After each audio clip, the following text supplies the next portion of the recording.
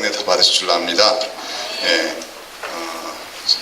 이미 여러분이 예수 가시면서 하나님의 말씀을 묵상하고 성령의 감동받아서 은혜 받은 걸 제가 다시 한번 더 새롭게 하는 거고, 또 돌아가시면서 제가 드리는 해설지가가 또 읽고 삼중적으로 은혜 받는 성경부가 엠마오 제자 성경입니다. 자, 오늘 우리 첫 번째 과 전능하신 하나님인데 제목을 조금 더 바꿨으면 좋겠어요. 전능하신 하나님 우리 아버지. 전능하신 하나님 뭐예요? 우리 아버지. 또는 해설지에 나눈 대로 전능하신 하나님 아버지를 내가 믿사오며, 이런 제목으로 오늘 말씀을 우리 같이 공부하도록 하겠습니다. 성경에 에베소 1장 15절부터 19절 말씀을 한번 보았으면 좋겠어요. 신약성경 에베소 1장 15절에서 19절 말씀.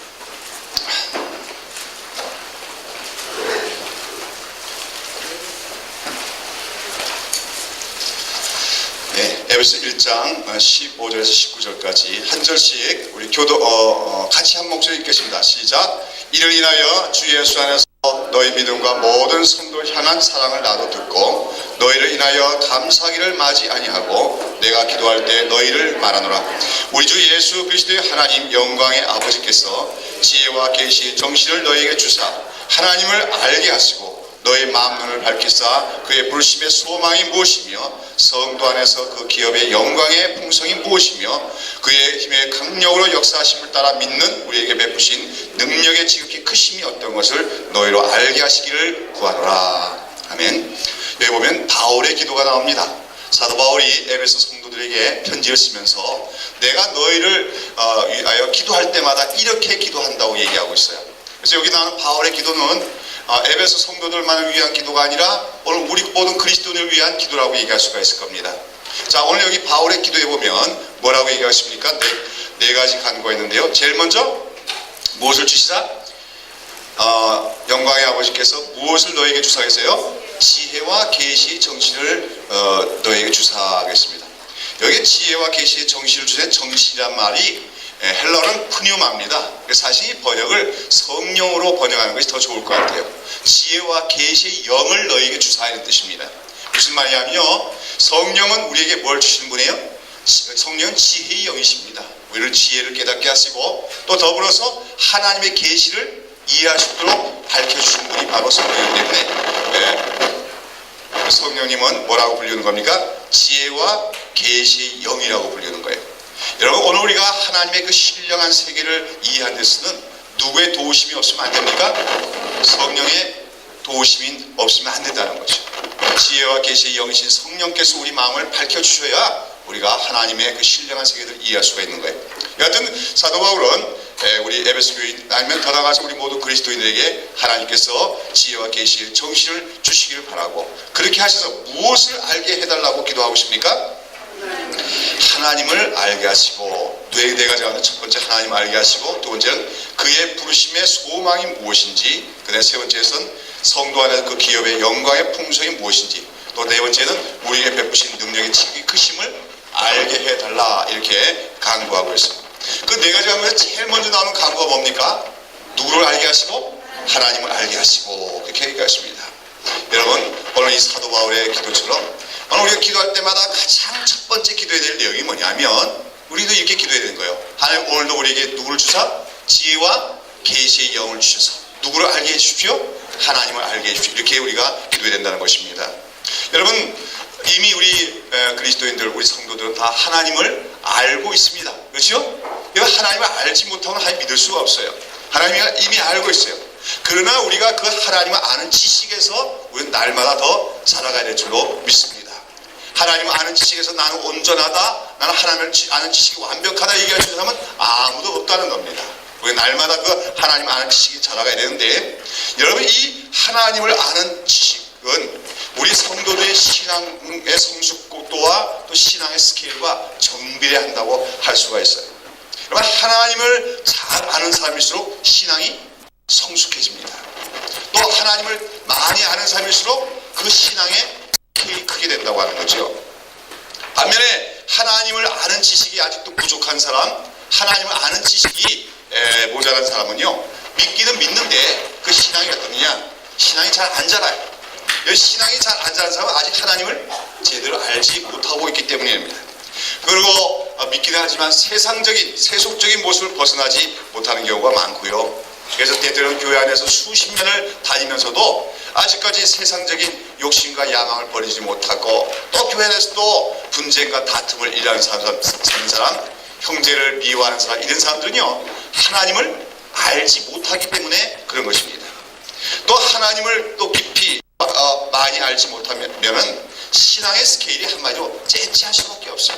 매일 기도하지만 그 기도의 내용이 결국은 육신적인 욕구, 자기 개인의 문제, 자기 가정의 차원을 벗어나지 못한다는 겁니다. 그러나 하나님을 더욱더 알아갈수록 우리가 하나님을 아는 지식이 커질수록 우리의 기도의 폭이 넓어지고 신앙의 스케일도 더 커지게 되는 줄로 믿습니다. 소원이 아주 큰 소원이 되게 돼요. 째째한 소원이 아니라 아주 광대한 소원을, 하나님 나라를 향한 광대한 소원을 품게 되어지는 것입니다. 아무쪼록 우리 이 자리에 나온 우리 모든 성도들은 무엇보다 하나님을 알아가기 위해서는 우리가 말씀을 연구하기 필요하지요. 아무쪼록 이 엠마오 공부를 통하여서 말씀을 연구하고 더불어서 누구의 도움을 받아야 돼요? 지혜와 계시의 영이신 성령의 도우심을 받는 가운데 여러분 하나님을 더 알아가는 성도, 그래야 해서 여러분의 신앙이 더욱더 성숙하게 되고 신앙의 스케일이 더 커져가는 그 하나님의 아들들이 다 되시기를 축원합니다. 특별히 우리가 하나님이 어떤 분이냐, 하나님이 어떤 분인가를 우리가 잘 알게 되면 우리는 세상을 살아가면서 염려와 걱정에 얽매이지 않을 수가 있어요. 여러분 한번 지금 이 시간에 여러분 마음속을 고요히 한번 들여다보십시오. 여러분 마음속에 지금 염려가 있습니까? 없습니까? 있지요. 뭔가 이 잔잔한 그 물거 호수바가 아니라 뭔가 잔잔한 염려가 있지요. 지금 말씀을 듣느라고 지금 그렇지 조금만 마음을 골로 돌려갑니까? 이 일이 어떡하지, 저 일이 어떡하지 하는 염려가 이렇게 있을 거예요. 근데 이 염려가 얼마나 우리에게 해로운 겁니까? 이 염려들이 우리 안에서 늘 쉬지 않고 잠물결처럼 일어나고 가로치며 가야 하는데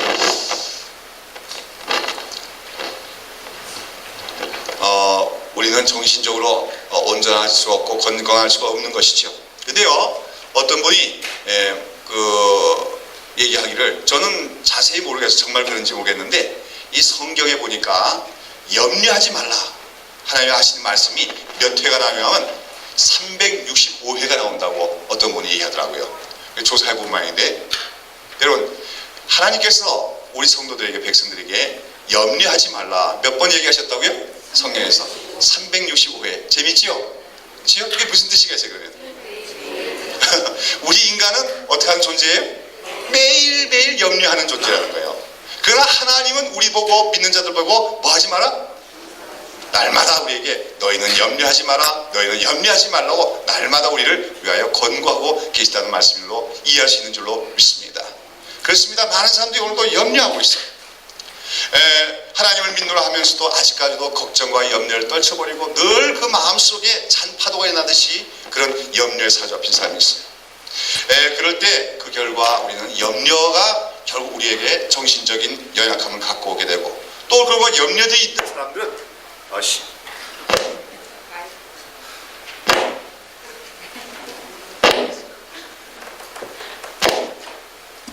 이건 첫 시간부터 아마 배터리가 좀 약한 것 같아요. 또 그 염려가 있는 사람들은 여러 가지 시험이 오고 고난이 오면은 흔들린 경우가 많은 것입니다. 자, 그러나 오늘 하나님께서는 365회 염려하지 말라고 하는 것은 뭐냐면 날마다 우리에게 너희는 아무 염려하지 말라고 우리에게 말씀하고 있는 사실을 우리가 기억해야 될 줄로 믿습니다. 우리가 잘 아는 말씀으로 빌립보서 4장 6절과 7절에 보면 뭐라 했습니까? 아무것도 염려하지 말고 오직 모든 일에 기도와 간구로 너희 것을 감사함으로 하나님께 아뢰라 했습니다. 기도할 때도 어떤 마음으로 기도하지 말라는 겁니까? 염려하는 자세로 기도하지 말라는 겁니다. 오히려 감사하는 마음으로 기도하라 했습니다. 염려하지 말고. 그래서 우리가 염려하지 않고 기도를 하되 또 감사하는 마음으로 기도할 때 그렇게 하면 모든 지각에 뛰어난 하나님의 평강이 우리의 마음과 생각을 지키시라고 했습니다. 하나님의 지각에 뛰어난 평강. 그 지각에 뛰어난 평강은 뭐냐면 인간의 상식과 인간의 생각으로는 지금 분명히 내가 어떻게 되는 상황이에요? 불안해하고 두려워하고 염려할 수밖에 없는 상황인데도 이상하게 마음에 뭡니까?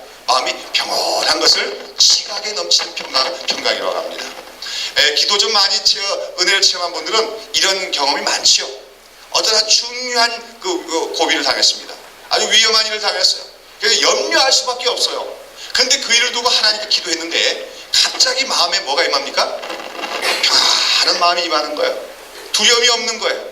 그 마음속에 마치 잔잔한 바다처럼 평온함이 오는 것. 그것이 바로 지각에 넘치는 하나님의 평강입니다. 그래서 우리가 염려하지 않고 살아갈 때 하나님이 이러한 평강으로서 마음과 생각을 지켜주시라고 약속하고 있다고 하는 것입니다. 그럼 한번 물어볼게요. 염려하는 것은 죄입니까? 아닙니까? 예? 염려하는 것은 죄예요? 아니에요? 죄예요? 아니에요? 네, 우리 다수결로 결정합시다. 염려는 죄다. 손 들어보세요. 예, 그 다음에 염려는 죄가 아니다. 손 들어보세요. 다 그 중간지대에 있는 사람들은 뭡니까? 예, 분명히 밝히십시오. 예, 염려는요 죄예요. 여러분, 죄가 뭐예요? 하나님의 말씀에 불순종하면 다 죄 아니에요? 그렇지요? 자, 간음하지 말라, 도적질하지 말라겠지요? 근데 간음하고 도적질은 뭐예요? 죄지요. 근데 하나님 뭐라고 해서 분명히 몇 번씩이나 365회나 염려하지 말라 그랬는데 염려하고 있으면 우리 뭐 하게? 죄 짓는 거예요. 우리가 이렇게 생각하지 않아요. 우리는 보통 염려하면서 어쩔 수 없잖아 그럴 때가 많아요. 그러면 도둑질하고 가난한 사람도 어쩔 수 없잖아 그게 됩니까? 아니죠. 그건 죄니까 어떻게 해야 되죠? 자백하고 회개해야죠. 하나님, 나 그런 일 안 하게 해달라고 도와달라고 구해줘요. 마찬가지로 염려도 하나님의 말씀에 우리가 불순종하는 거예요. 염려를 당연하게 생각하지 마란 말입니다. 염려가 생길 때 하나님, 나 염려하고 있는 거 용서해 주십시오. 염려하지 않고 아까 얘기했처럼 지각에 넘치는 평강을 누릴 수 있게 하여 주시옵소서. 우리가 이렇게 기도해야 될 줄로 믿습니다. 자, 그런데 그게 이론처럼 쉽게 됩니까? 잘 안 되죠. 그럼 우리가 어떻게 하면 염려하지 않을 수가 있는가? 그 염려하지 않는 삶을 살아가는 비결 중에 하나는 우리가 하나님이 어떤 분인가를 갖다가 잘 알게 되면 염려하지 않을 수가 있는 것입니다.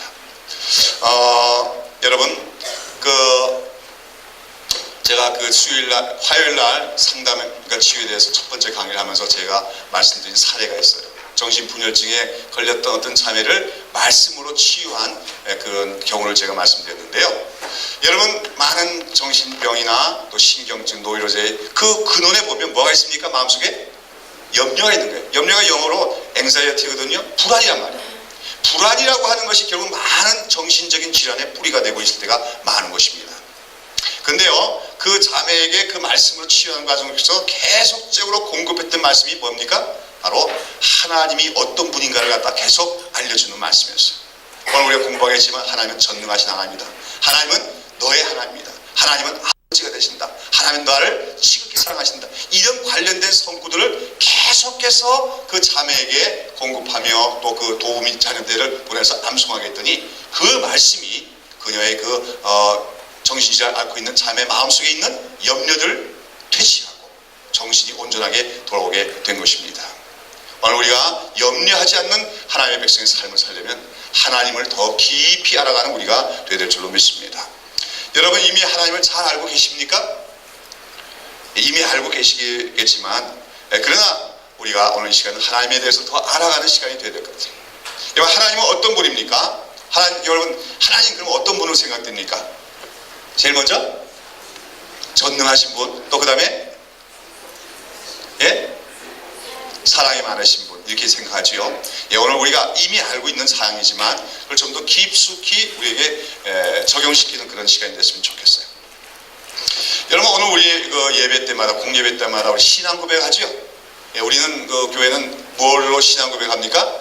사도신경을 가지고 신앙 고백을. 사도신경이라는 건 신조인데 신조는 여러 가지가 많아요. 그런데 보편적으로 많이 사용하는 신조가 사도신경입니다. 자, 우리가 사도신경을 신앙 고백할 때마다 제일 첫 번째 고백하는 내용이 뭡니까? 전능하사 천지를 만드신 하나님 아버지를 내가 믿사오며. 믿습니까? 전능하사 천지를 만드신 하나님 아버지를 내가 믿사오며. 우리가 이 사도신경을 통하여 고백할 때 이러한 하나님을 우리가 믿는다고 고백하는 거예요. 이 고백에 보면 하나님은 어떤 분으로 묘사되어 있습니까? 제일 첫 번째, 하나님은 어떤 분이에요? 전능하신 분이다. 전능하시단 말은 뭐지요? 못하실 일이 없으시다. 못하시는 거 있긴 있어요. 하나님 뭐 못하셔요? 거짓말 못하셨어요. 그렇지? 또 죄를 지으실 수 없어요. 그거 빼놓고는 못하실 일이 없으신 하나님. 그걸 갖다 한자말은 무소불능하신 하나님. 그렇죠? 무소불능하신 하나님에게 모든 것이 가능하시단 말이에요. 그 다음에 전능하신 분이요. 그 다음에 뭐예요? 전능하사 천지를 창조하신 하나님이심을 우리가 믿습니다. 그 다음에 또 무엇임을 믿어요? 하나님이심을 믿는 거예요. 여러분, 인간과 하나님은 엄청난 차이가 있죠. 우리 인간이 유한한 존재라면 하나님은 무한한 존재예요. 인간은 피조물이라면 하나님은 창조주 되심을 우리가 믿는 거다, 그 말입니다. 그 다음에 뭐라고 고백하는 겁니까? 하나님 아버지를 내가 믿사오며. 여기서 중요한 연결고리가 있습니다. 하나님은 어떤 분입니까? 전능하신 분입니다. 천지를 창조하신 분입니다. 그런데 그분이 뭐예요? 우리의 아버지가 되심을 우리가 믿습니다. 이렇게 고백하고 있는 것입니다. 여러분, 신앙 고백할 때마다 그런 마음으로 고백했어요? 위대하시고 강하신 하나님, 전능하신 하나님, 천지 만물을 다 창조하신 하나님. 근데 그 하나님이 우리의 아버지가 되심을 믿사옵고. 이것이 우리가 사도신경에서 고백하는 첫 번째 고백이에요. 여러분, 사도신경 고백할 때 어떤 자세로서 고백하셨습니까? 그냥 암송할 때가 많지요. 입술로만. 그러나 우리가 그 한 구절 한 구절 새기면은 대단한 말씀입니다. 전능하신 하나님, 천지를 창조하신 하나님. 근데 그 하나님이 우리의 아버지가 되시면 우리가 믿사옵고, 그렇게 얘기하고 있는 거죠. 여러분, 세상 사람들은 하나님 믿습니까? 안 믿습니까? 안 믿어요? 그 교회 한다는 사람 중에서도 나 하나님 믿어 그런 사람이 꽤 있어요. 하나님 계시지, 이렇게 하는 사람도 있어요. 또 그런 사람들 중에서 하나님이 전능하신 분이 양을 사람들 믿을까요? 안 믿을까요? 예? 그것도 역시 믿는 사람들이 많아요. 예, 초연신론이라고 하는 것입니다. 초연신론.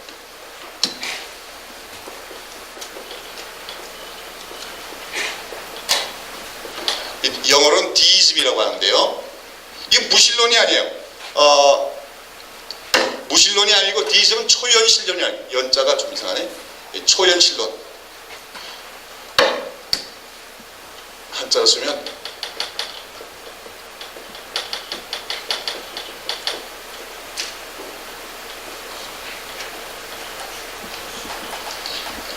이 초연신론이라는 것은 뭐냐면 하나님의 존재와 하나님의 창조주 되심을 믿는 거예요.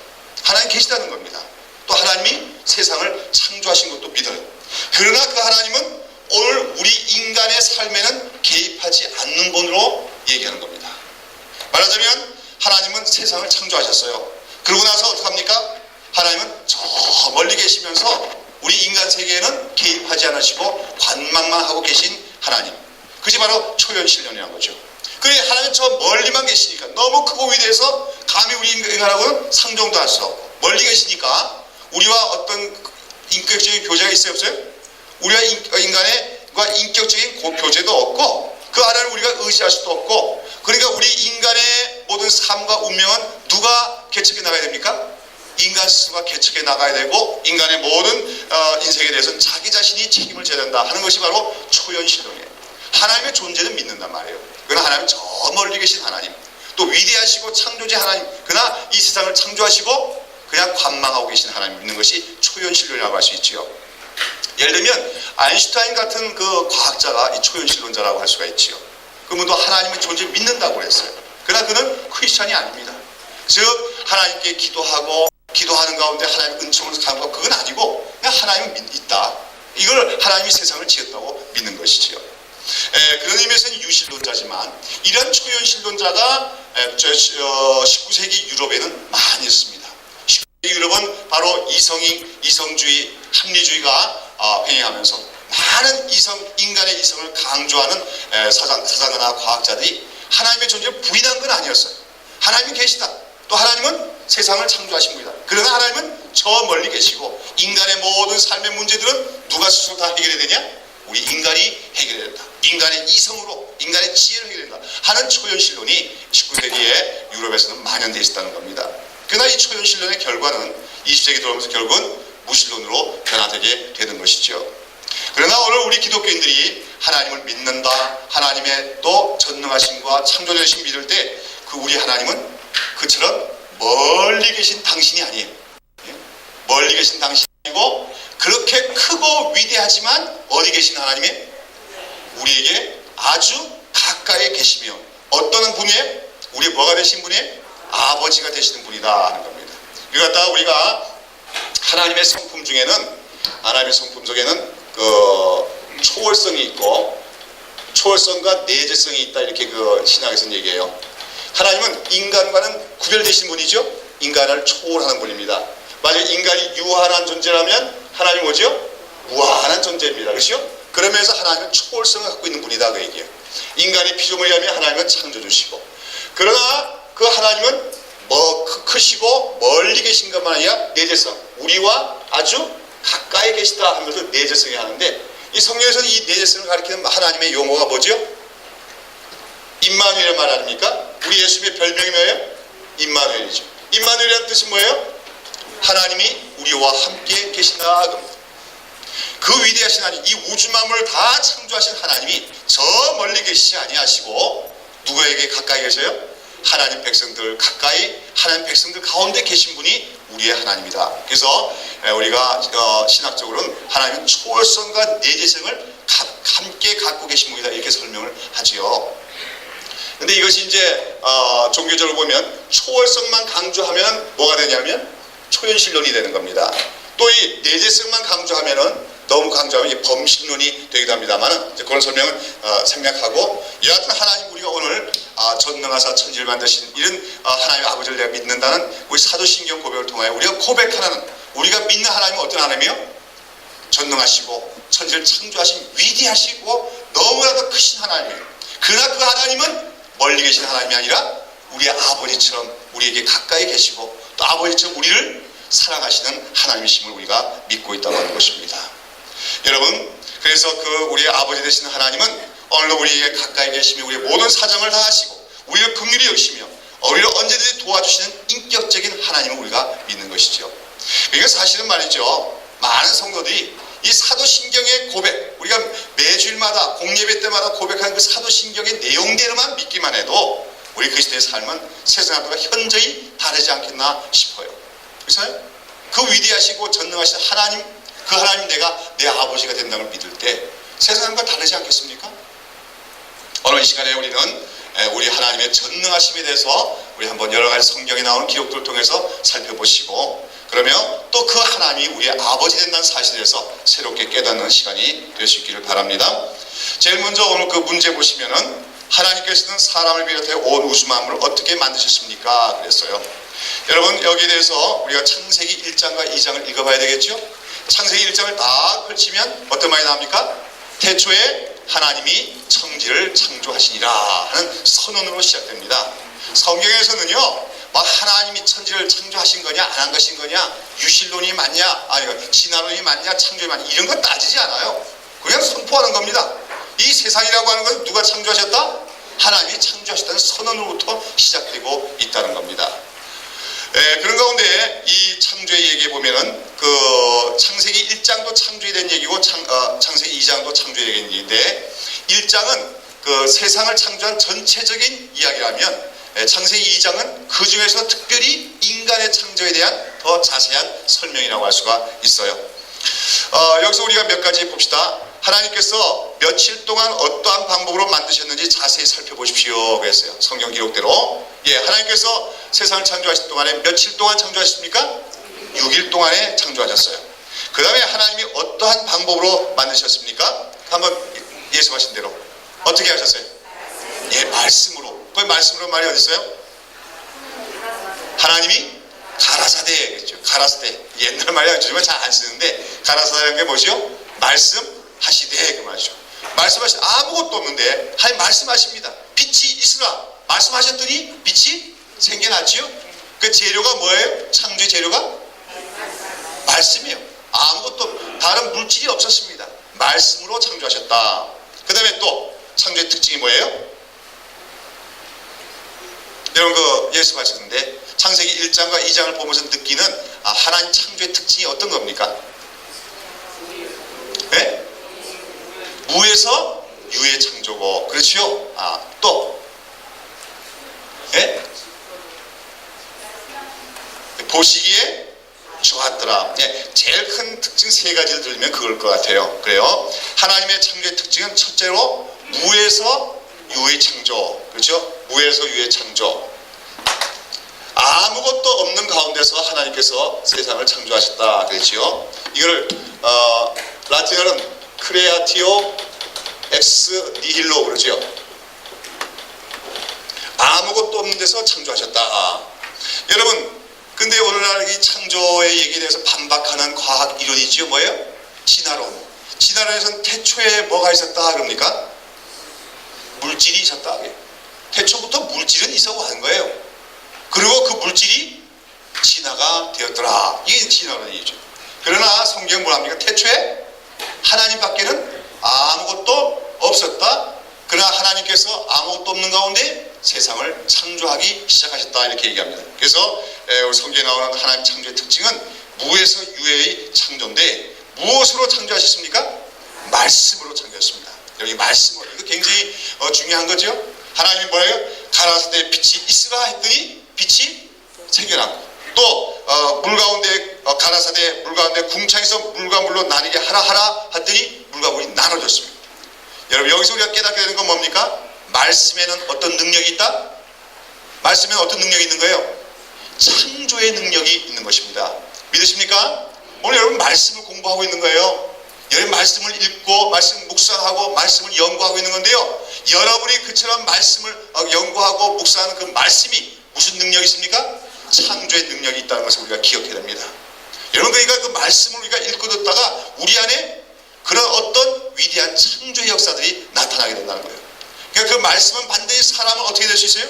변화시킬 수 있고 새롭게 하시는 것이 말씀의 능력이라는 것을 우리가 기억해야 됩니다. 믿습니까?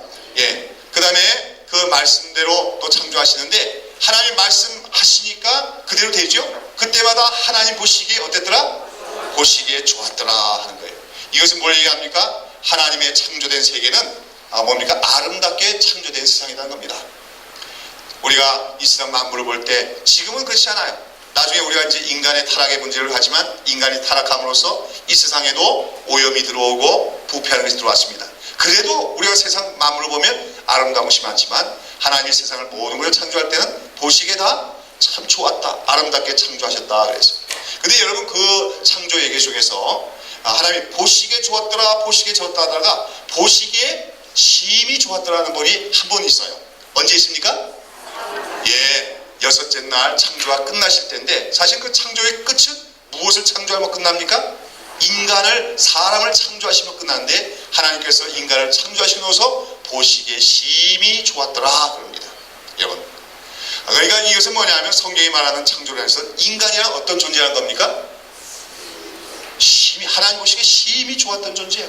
인간은 영광스럽고 존귀한 존재로 창조됐다고 인간은 성경은 얘기하고 있는 것입니다. 이 부분에 대해서는 다음 주에 다시 얘기를 하도록 하겠습니다. 여하튼 성경에서 얘기하는 하나님의 창조, 오직 말씀으로 없는 가운데 모든 것을 만드신 하나님. 그런데 그러므로 우리는 그 말씀의 능력이 있음을 이 시간에 우리가 한번 기억해야 될 줄로 믿습니다. 자, 근데 여러분, 이렇게 창조하신 우주가 얼마나 광대한지 한번 살펴보시기 바랍니다. 하겠습니다. 우주가 얼마나 클까요? 우주가 얼마나 커요? 굉장히 크겠지요, 그렇죠? 얼마나 클까요? 예, 우주가 얼마나 광대한지 우리가 한번 살펴봐야 되는데요. 여러분, 지금 인공위성들 많이 쏘아 올렸죠? 미국과. 그래서 지금 어디가 누가 하죠? 화성에도 지금 화성은 무인인가요? 유인인가요? 무인이죠. 그래도 아직 그까지는 유인이 못 갔어요. 근데 그러니까 사람을 태운 인공위성을 첫 번째로 세계에서 쏘아 올린 때가 언제인지 압니까? 예? 1961년이에요. 1961년 4월 12일에 어디서? 소련에서 먼저 했죠. 미국이 먼저 한 게 소련이 먼저 쏘아 올렸는데, 유인 인공위성을. 그때 그 인공위성의 이름이 뭐죠? 보스토크 1호입니다. 보스토크 1호. 그때 그 인공위성을 타고 나갔던 사람이 누구예요? 최초 우주인이 예? 유리 가가린 소령이에요. 군인인데 유리 가가린 소령. 근데 재미있는 게 이 유리 가가린 소령이 그 우주선을 타고 밖에 한번 그때 뭐 많이도 안 갔고 그냥 대기권 밖에 나가서 한 바퀴 뺑 돌고 들어온 거예요. 그렇죠? 거기서 도착했는데 그 대기권 밖을 나가서 지구를 한 바퀴 돌고 나서 돌아와서 한 말이 뭔지 압니까? 예, 내가 나가봤더니 역시 하나님은 아무래도 안 보이더라. 그렇게 얘기했어요. 상당히 똑똑하지요? 예. 지구 한 바퀴 돌고 와서 애초에 대기권 밖에 하늘 나가봐도 하나님은 역시 없더라 그랬어요. 근데 그 다음 해에 이제 미국에서도 우정 1호인가요? 쏘아올리죠. 그때 그거 타고 왔던 사람이 누굽니까? 글렌 주니어, 현재 미국의 상원의원이죠. 근데 그 글렌 주니어 크리스찬이었어요. 근데 그 사람은 한 바퀴 돌고 와서 뭐라고 하는지 압니까? 야, 정말 밖으로 나갔더니 하나님의 창조의 솜씨가 그렇게 아름다울 수가 없더라. 그렇게 얘기했습니다. 관점에 따라서 전혀 다른 거죠. 무신론자가 보니까 역시 하나님은 없더라. 그러나 그 하나님 믿는 사람, 그 글렌 중에 갔다 와서는 뭡니까? 역시 나가봤더니 하나님의 솜씨가 너무나 아름답더라. 이 신앙의 관점에서 이렇게 다른 겁니다. 근데 여러분, 그 유리 가가린 무신론자 아닙니까? 소련은 그 당시 공산주의자고. 그러니까 그 무신론자인 가가린 소령이 지구를 한 바퀴 돌고 와서 역시 하나님은 거기도 없더라 하는 말이 어때요? 얼마나 무지한 말인가? 우리가 좀 생각을 해봐야 될 것 같아요. 여러분, 우리가 우주에 앞만 봐도 하나님이 없더라 하려면 우주에 한 어느 정도 탐색을 해봐야 그렇게 얘기할 수 있을까요? 우주에 그래도 최소한 또 한 10분의 1 정도는 탐색하고 나서 아무래도 없는 것 같더라 이렇게 얘기하면 모르겠어요. 그런데 가가린 소령이 돌고 온 그 지구 한 바퀴는요, 지구 우주에 비하면 얼만큼 돌고 온 걸까요? 조금 우리 지금 이 본당이 있는데 이 본당 안에 먼지들이 사실 많습니다. 그렇죠? 먼지들이. 그 먼지 중에 하나, 그 먼지 하나를 뺑그로 돌고 와서는 이 본당 안에는 아무것도 없다 얘기하는 거나 마찬가지예요. 그렇게 하면 그 사람이 과학적이에요? 비과학적이에요? 아니, 이 본당 안에 떠다니는 여기 먼지 하나 있네. 이 먼지 하나 뺑그로 이렇게 탐색해보고 역시 이 우주 안에는 하나님은 없다 이렇게 하면 그 사람은 과학적인 사람입니까? 비과학적인 사람입니까? 대단히 비과학적인 사람이잖아요. 근데 오늘 진화론이라고 하는 거, 세상의 과학이 그런 거나 마찬가지입니다. 인간이 알고 있는 지식은 정말로 이 본당 안에 가득한 티끌 중에 하나가 같은 그 지식 가지고 하나님이 존재한다 안 한다 얘기하려고 하고 있다는 것이죠. 그래서 이 시간에 우리가 우주가 얼마나 큰가에 대해서 제가 몇 가지 조사한 자료 가지고 한번 검토해 봤으면 좋겠어요. 여러분, 우주가 있는데 우주 전에 우리가 인간의 삶은 지구로부터 시작합시다. 그렇죠? 우리 지구가 얼마나 커요? 지구가 커요? 작아요? 예, 지구도 크죠. 근데 이 지구가 현재 1년에 태양을 돌지요, 그렇죠? 한 바퀴 돌지요? 그걸 뭐라 그러죠? 공전이라 그러고, 또 지구가 또 매일 자기 스스로 자전을 하고 있지요. 근데 이 지구가 자전을 한 가운데 공전을 하고 있는 그 태양을 한 바퀴 도는데요. 이 태양을 한 바퀴 도는 속도가 얼마나 된다 그래요? 이 시속 1시간에 약 10만 킬로미터 속도로 이 지구가 달린대요. 10만 킬로. 1시간에. 10만 킬로 상상이 됩니까? 1시간에. 우리가 요즘 고속철이 나가지고 1시간 달리면 어디까지 가는 줄 압니까? 저기 대전 조금 더 지나서 가죠. 고속철 타면. 비행기 타고 1시간 쫙 달려가면 어디까지 갈 수 있어요? 예? 제주도? 예, 제주도 정도 가죠. 그렇죠? 근데 10만 킬로는 그거가 비교가 안 되죠. 그게 한 500km 된다면 그거에 몇 배요? 200배를 달리는 거예요. 근데 여러분, 오늘 우리가 그렇게 손살 같은 속도로 지구가 달려가고 있는데 그 속도감이 느껴져요? 안 느껴져요? 그 속도감을 만약 느끼면 어떡할까요? 우리 눈이 팽팽 돌아서 살 수가 없을 거예요. 그리고 자전한 속도 엄청나게 빠른 건데 전혀 어지럽지 않아요. 하나님이 희한하게 만드셨지요. 그러니까 우리는 지구가 가만히 서 있는 걸로 알지만 지구는 그냥 엄청난 속도로 지금 달려가고 있단 말입니다. 자, 그런데요, 이 지구, 그렇게 지구가 빠른 속도로 달리고 있는 것만 해도 참 기적인데, 여러분 이 지구가 무엇을 중심으로 돌고 있습니까? 태양을 중심으로 돌고 있지요. 그래서 이제 우리가 지구가 있고 태양이 있고 이 지구가 있는데, 이 태양과 지구가 있는 그 별의 체계를 뭐라 그러죠? 태양계라 그러죠? 태양계, 태양을 중심으로 돌고 있는 별들이 몇 개 있어요? 잘 몰라요? 수, 금, 지, 화, 목, 토, 천, 해, 명. 초등학교를 좋은 데 나와야 되는데 몇 개가? 하나, 둘, 셋, 넷, 다, 일곱, 여덟, 아홉 개인가요? 9개의 별이 그 태양을 중심으로 계속 돌고 있는 거 아니에요? 이걸 태양계라고 합니다. 그렇죠? 이렇게 돌고 있는 태양계. 여러분, 태양이 지구의 몇 배나 되는 줄 압니까? 태양이 그 지구의 수십만 배가 되죠. 그런데 이 태양계가 있는데요, 이 태양계는 또 어디에 속해 있어요? 예? 자, 우리가 밤하늘을 보면 별들이 막 모여 있는 걸 뭐라 그럽니까? 은하수라고 그러죠. 그 은하계라고 그래요. 은하계. 근데 사실은 이 태양계도 그 은하계에 소속이 되어 있다는 겁니다. 근데 태양계와 은하계를 비교해 보면 어떻게 되냐면, 지구의 지름은 12,700km. 한번 써보세요. 그 다음에 태양계의 지름은 11억 km. 태양계의 지름이. 그런데 그 뭡니까? 이 태양계가 속해 있는 은하계 안에는 별이 몇 개가 있느냐? 한 은하계 안에는 별이 보통 200억 내지 1000억 개의 별들이 있답니다. 우리가 볼 때 그 멀리 보이는 은하수 있죠? 여기도 은하수 있고 저기 은하수 있죠? 그 별이 한 몇 개나 되는 것 같아요? 우리 인간의 눈으로 헤아릴 수 있는 별의 수는 한 10만 개 정도밖에 안 된다 그래요. 그런데 우리가 볼 때 뿌옇게 보이는 그 은하수가 별 몇 개로 이루어진 거냐면, 몇 개? 200억 내지 1000억 개로 이루어졌다고 합니다. 그러니까 태양계도 이 태양계에 속해 있는 은하계 속에 속해 있는 거예요. 그런데 그 전 우주에는 이런 그 은하계가 또 몇 개가 있냐면, 은하계가 또 1000억 개가 있다는 겁니다. 자, 그럼 별이 도대체 몇 개가 있는 거예요? 별이 몇 개 있어요? 한번 숫자로 제가 아까 불렀으니까 200억 내지 1000억 개의 은하계가 있는데, 그게 몇 개가 있다고요? 은하계가 1000억 개가 있다. 인간의 과학으로 밝히고 있는 은하계는 몇십만 개밖에 안 됩니다. 근데 이론적으로 1000억 개 있다니까 다음 주에 오실 때 동그라미 한번 쭉 써가지고 별의 숫자가 몇 개인지 한번 적어 보십시오. 인간의 수학 단위로 지금 별의 숫자를 세울 수 있어요, 없어요? 인간의 숫자로는 별의 숫자를 계산할 수가 없어요. 그렇죠? 그러면서 그 우주의 크기가 얼마나냐? 우주의 크기가 그 뭡니까? 우주의 지름은 300억 광년 내지 360억 광년이다. 그러니까 광년이라고 하는 것은 뭐예요? 빛의 속도로 달리는 걸, 그렇죠? 1광년이야, 그렇죠?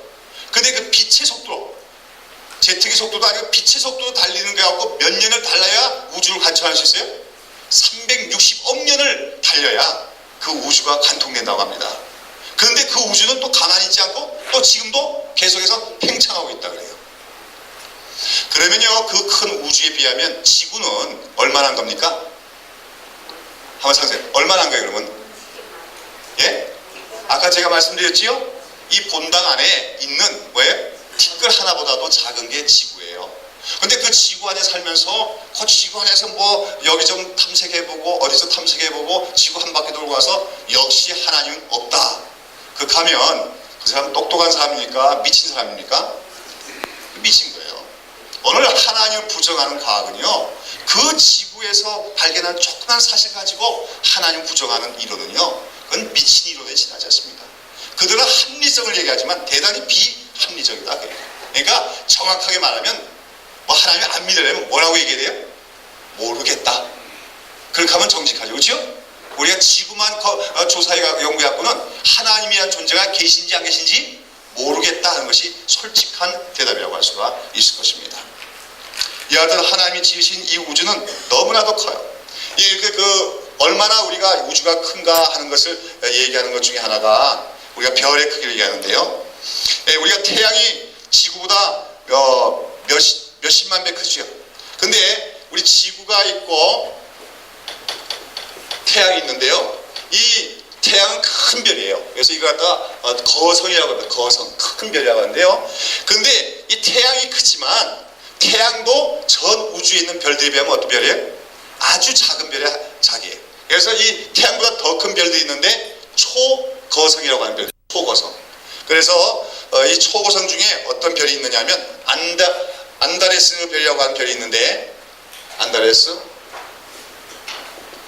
이 안다레스 별의 직경이 얼마냐 하니까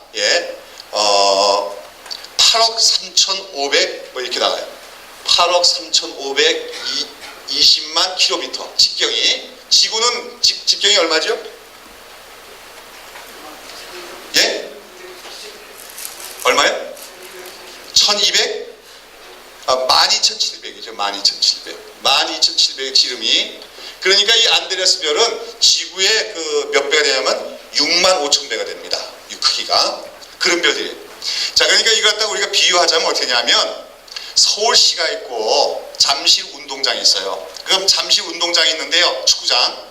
거기다가 여기 있는 요 탁자 하나 딱 갖다 놓고 비유하면 된다는 겁니다. 지구가 요 탁자만 하다면 그 뭐예요? 잠실 운동장만한 게 태양이에요. 그리고 안다레스 별은 얼마나 한 거예요? 서울특별시만한 게 안다레스 별이라고 합니다. 근데 그런 별들이 우주 안에는 뭐예요? 헤아릴 수 없게 많다는 거죠. 하나님은 그런 우주를 창조하신 분이에요. 근데 그런 우주를 창조하셨는데 인간이 요만한 지식 가지고 하나님은 존재한다, 안 한다 얘기한다는 것은 참 너무 무리한 얘기라고 하지 않을 수가 없지요. 근데 하나님은 그렇게 큰 것을 창조하신 하나님일 뿐 아니라 아주 세미한 분을 또 창조하신 분이에요. 그래서 우리 인간을 창조하실 때 얼마나 세밀하게 만드셨는지 알 수가 없어요. 진화론자들은 그냥 어떻게 하급 세포가 진화해서 그렇게 발달했지만 그건 만들어질 수가 없다는 겁니다. 여러분, 근데 인간의 우리 특별히 사람의 인체 신비를 보면은 우리 안에는 혈관이 있는데요. 큰 동맥이 있고 정맥이 있죠. 큰 혈관이 있지만 또 그거에다가 모세혈관이라는 게 있잖아요. 우리의 손끝 발끝까지 다 나와 있는 모세혈관. 이것들을 다 연결해서 연장하면은 얼마나면 1000마일 이상이 된다고 합니다. 우리 안에 있는 핏줄을 다 연결하면. 이 1000마일은 어느 정도의 길이냐면 지구를 4바퀴 돌리는 길이라고 해요. 내 몸 안에 혈관들이 있는데요. 이 혈관들을 다 이으면은 그게 뭐예요? 지구를 4바퀴 돌아가는 그 정도의 길이의 혈관이 있다고 합니다. 그래서 과학자들이 추정할 때 인간이 만들 수 있는 가장 얇은 그 실을 만들어서 그걸로 지구를 4바퀴 달리면 어떻게 될까? 인간의 몸보다 수백 배의 덩치가 나오게 된다는 거예요. 그러니까 하나님은 이 자그마한 몸에다가 지구를 4바퀴 돌릴 수 있는 그런 혈관을 다 깔려가지고 인간을 조성하셨다고 하는 것이죠. 그러니 하나님이 얼마나 세밀하게 우리가 인간을 창조하셨느냐. 그리고 또 우리가 인간에게는 심장이 있는데요. 이 심장이 자동 펌프죠. 1분에 7, 80회 뛰죠. 그래서 하루에 한 10만 번을 뜁니다. 심장이. 그러니까 1년에 3,500만 번. 70년 살면 25억 번을 뛴다고 해요. 심장이. 그렇게 강한 펌프가 심장이라는 거예요. 그걸 누가 창조했습니까? 하나님이 창조하셨다는 것이요. 자, 이러한 하나님께서 이런 우주 만물을 다 거대하게, 그러나 또 세밀하게, 아주 신기하게 창조하신 하나님께서 이제 세상 역사 속에서, 하나님의 구원 역사 속에서 어떻게 그 전능하신 능력을 나타내시는가. 오늘 우리가 몇 가지 사건들을 살펴보면서 그 하나님의 전능하심을 우리가 공부하고자 하는 것이죠. 여러분 보시면은 이번에 어떤 사건에서 공부했습니까? 아브라함의 아내 사라는 어떻게 해서 아들을 낳게 되었습니까? 그랬어요. 우리 믿음의 조상이 누굽니까? 아브라함이. 근데 그 아브라함이 처음에는 누가 있었어요? 없어요? 아들이 없었지요? 아들을 낳을 수가 없었어요. 그러다가 어떻게 됩니까? 하나님께서 아브라함이 몇 세가 되고 99세가 되고 사라가 90세가 됐을 때 하나님이 나서 아들을 낳게 해주시겠다 약속했습니다. 그럴 때 그 말을 듣고 아브라함이 처음에 뭐라고 합니까? 아브라함이 엎드려서 웃으면서 심중에 이르되 100세나 된 사람이 어찌 자식을 낳을까? 사라는 90세니 어찌 생산하리요? 이렇게 얘기하죠. 그 당시 사라는 어떻게 됐어요? 경수가 끊겼다 했죠. 경수가 끊겼다는 것은 여성으로서 생리적인 현상이 다 그쳤다는 겁니다. 그러니까 여자로 치면은 어떤 나무로 치면 어떤 나무가 된 거예요? 고목나무? 고목나무도 어떤 건 그 꽃이 피울 때가 있더라고요. 고목나무 말고 지리산 가보셨어요? 지리산 천왕봉 올라가다 보면 그 나무들이 쫙 서 있지요. 그거 뭐라 그래요? 고사목이라 고사목 아시죠? 산지 높은 데 가면은 이 벼락을 맞아서 그 죽은 나무들이 있어요. 그 나무는 그냥 바짝 말라 있지요. 그 나무에는 새순이 돋습니까 안 돋습니까? 안 돋는 거예요. 고목도 아니고 뭐예요? 고사목처럼 된 거. 그게 바로 사라의 형편이에요. 그런데 그 사라가 아들을 낳게 되리라 했더니 아브라함이 믿어서 기쁜 게 아니라, 그렇죠? 그 믿을 수가 없기 때문에 뭐라고 했어요? 심중에 웃으면서 아이고 우리 사라가 어떻게 자식을 낳겠습니까? 속으로 웃었다고 하는 것이죠. 그러면서 뭐라 그래요? 아브라함이 하나님께 구하되 이스마엘이나 하나님 앞에 살기를 원하나이다. 이 아브라함이 사실은 처음부터 믿음이 좋았나요? 여러분 여기 희망을 가지시기 바랍니다. 아브라함도 믿음의 조상이지만 처음부터 믿음이 좋았던 건 아니에요. 하나님께서 아들을 주시겠다 했는데 그때를 못 기다려가지고 어떻게 했어요? 첩을 드렸죠. 그렇죠? 첩 누구죠? 하가를 드려서 아직까지 이제 사라는 그 당시에 아기를 낳을 수 있는 능력이 없는 성녀였어요. 성녀. 아직까지 그 경수가 그치긴 하지만 원래부터 자녀를 낳을 수 없는 성녀였어요. 그런데 아브라함은 생식 능력이 있었거든요. 그러니까 인간적인 힘으로 뭐예요? 하가를 취해서 거기서 아들을 낳았습니다. 그러나 그 아들은 하나님이 낳게 하는 아들이 아니죠? 하나님 약속한 아들이 아니에요. 근데 하나님께서 이스마엘은 아니다. 내가 정말로 하나님의 능력으로 너에게 아들을 주리라 했더니 내가 믿을 수가 없습니다. 그런 겁니다. 속으로 웃었어요. 그러면서 하나님이 내가 내 육신의 힘으로 낳은 이스마엘이나 하나님 앞에서 살게 축복해 주십시오. 그렇게 하는 거죠.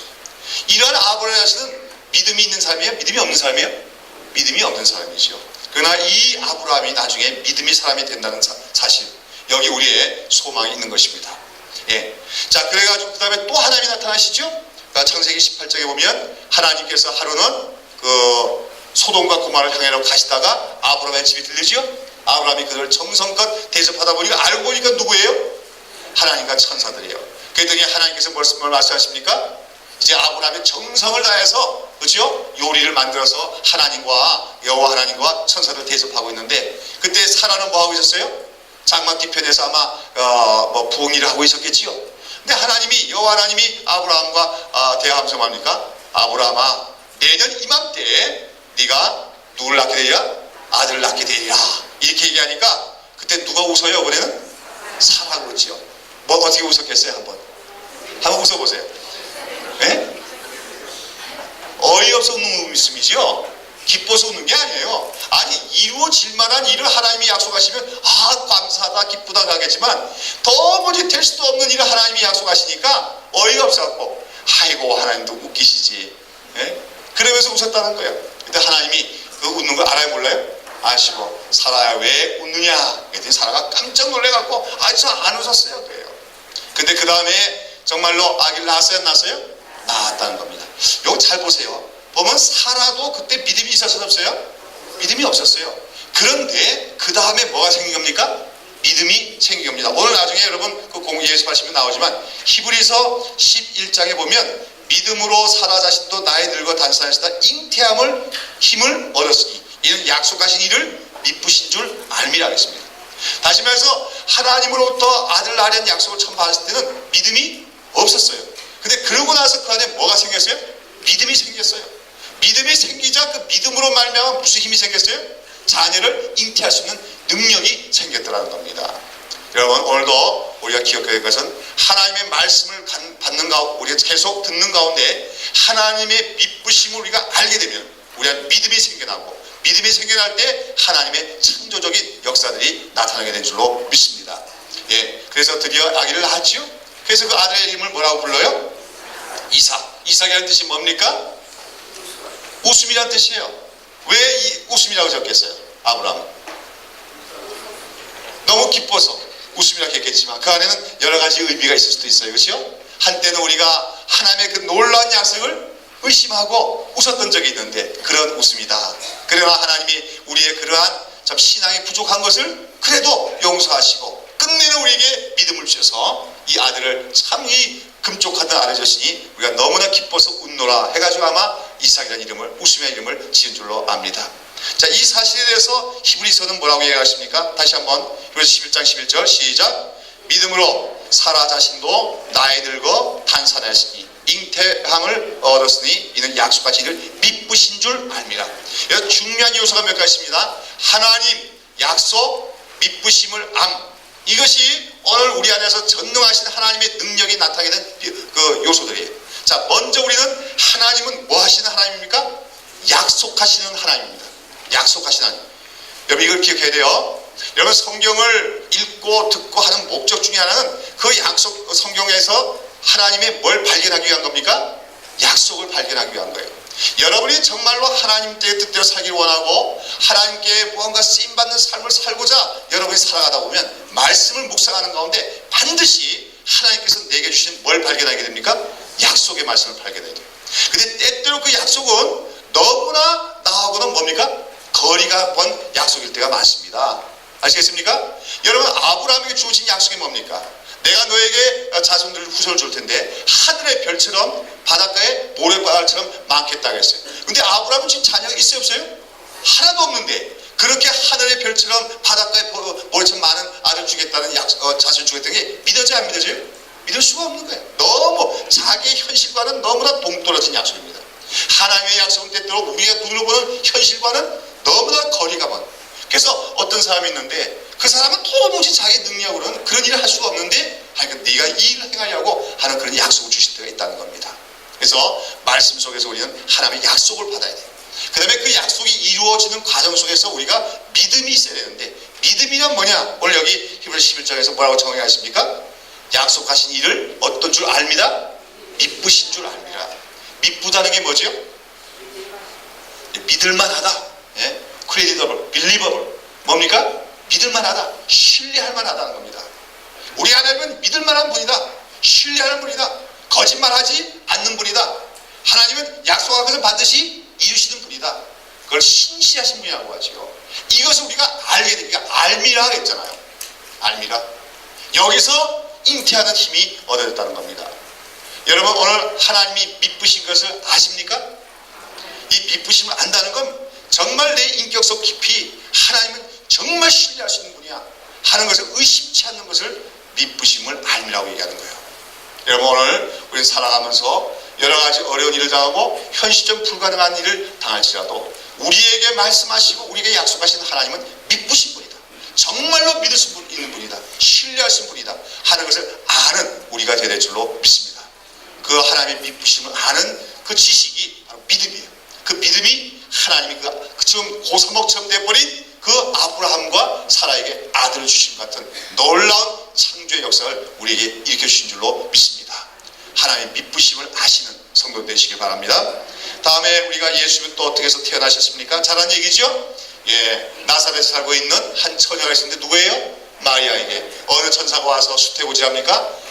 가브리엘 천사가 와서 수태고지합니다. 네가 장차 아들을 낳으니 그 이름을 예수라 하라. 그가 바로 높으신 지하의 아들이라. 저에게 하나님께 다해서 위를 주시라. 다시 말해서 약속된 메시아가 오시는데 누구를 통하여 오게 하는 겁니까? 마리아라는 동정녀 처녀를 통해서 오시겠다고 약속하셨 말씀을 전했어요. 천사가. 그랬더니 마리아가 뭐라고 하는가? 나는 누구를 알지 못하오니? 사내를 알지 못하니 이 일이 어찌 있으리까? 사내를 알지 못한다는 말은 무슨 말이에요? 수초녀라 그 말이에요. 아직까지 남자와 성관계를 맺어본 적이 없는 수초녀다.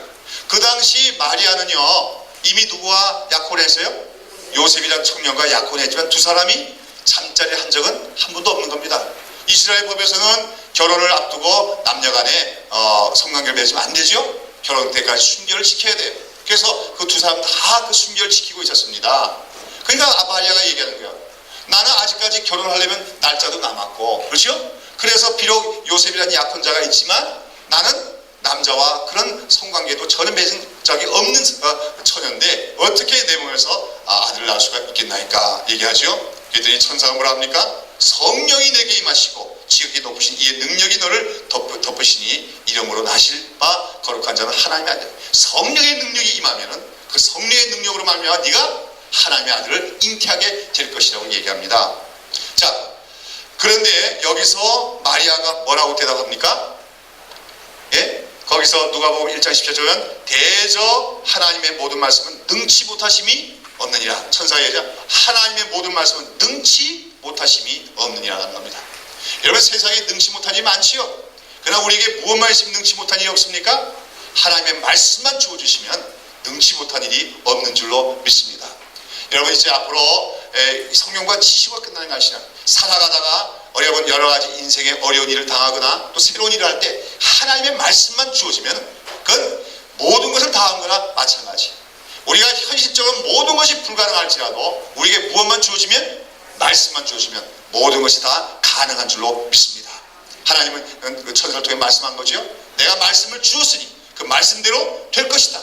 네가 비록 사내 알지 못하는 처녀지만 하나님의 아들을 잉태하게 될 것이라고 말씀합니다. 자, 그런데 여기서 마리아가 뭐라고 대답합니까? 아주 놀라운 대답이 있어요. 뭐라고 합니까? 마리아가 가로되 주의 계집종이오니 말씀대로 내게 이루어지이다 하매 천사가 떠나가니라. 오늘 우리가 전능하신 하나님을 믿는 믿음에 대해서 우리가 공부하고 있어요. 근데 여기서 우리가 전능하신 하나님을 진짜로 믿고 전능하신 하나님의 그 능력이 나에게도 체험되게 되려면 이 마리아와 같은 신앙에 대해서 우리가 배워야 된다는 겁니다. 자, 마리아가 먼저 뭐라고 합니까? 나는 주의 계집종이오니. 여러분 여기서 기억해야 될 것, 오늘 우리 그리스도인은 하나님 앞에서 나는 하나님의 누구이오니? 저는 계집종 아니에요. 저는 종이오니. 남자들은 하나님의 종이오니, 여자분들은 뭐예요? 주의 계집종이오니, 여종이오니. 그렇죠. 그게 계집종은 낮춘 거고, 그렇죠? 여종이오니. 이건 무슨 말입니까? 하나님의 뜻대로 살기를 원합니다. 나의 삶을 하나님께 바쳐드립니다. 내가 내 삶의 주인이 아니고 하나님이 나의 주인이 되시고 나의 모든 삶을 하나님께 쓰임받기를 원합니다 하는 것이 바로 나는 주의 계집종이라는 말씀입니다. 우리가 오늘 하나님의 그 거룩하신 전능하신 능력을 체험하려면 먼저 우리가 이 자세가 우리에게 이루어져야 돼요. 무슨 말인지 압니까? 주의 종이오니 주여 저를 마음대로 사용하여 주시옵소서. 주의 종으로 사용하여 주시옵소서. 이러한 자세가 오늘 여러분에게 필요한 줄로 믿습니다. 오늘 하나님 앞에서 기도할 때마다 나는 주의 종입니다. 나는 주의 여종입니다. 이런 믿음의 자세가 있으십니까? 이 자세가 먼저 갖춰주시기를 축원합니다. 그 다음에 마리아가 뭐라 합니까? 주의 계집종이오니 어떻게 해요? 말씀대로 내게 이루어지이다. 무슨 말씀이에요? 처녀가 잉태하려는 말씀대로 되기를 바라나이다 얘기합니다. 여러분 여기서 우리는 마리아의 놀라운 믿음을 보게 돼요. 말씀대로 이루어지다 하는 것은 뭐예요? 이제 마리아가 뭐 하게 되는 거예요? 임신하게 되는 걸 얘기하죠. 이게 왜 놀라운 일입니까? 마리아가 처녀가 임신하면 어떻게 돼요? 이거는 그 당시 유대사에서는 굉장히 위험한 일이죠. 왜냐하면 어떤 처녀가 약혼자와 남자와 정혼, 약혼을 해놓고 만약에 외간 남자와 불륜의 관계를 맺어가지고 아기를 임신하게 되면요, 그거는 정식 부부 사이에 가늠한 거랑 똑같은 죄로 취급이 돼요. 정혼했을 때, 약혼자. 그렇게 되면 잘못하면 어떻게 됩니까? 파혼을 당하는 정도가 아니라 동네 사람들한테 뭐예요? 돌로 맞아 죽을 수도 있는 일이에요. 그런데 지금 마리아는 그 일을 말씀대로 내게 이루어지이다 얘기하는 겁니다. 여러분 나중에 요셉이 봤더니 마리아가 어떻게 돼요?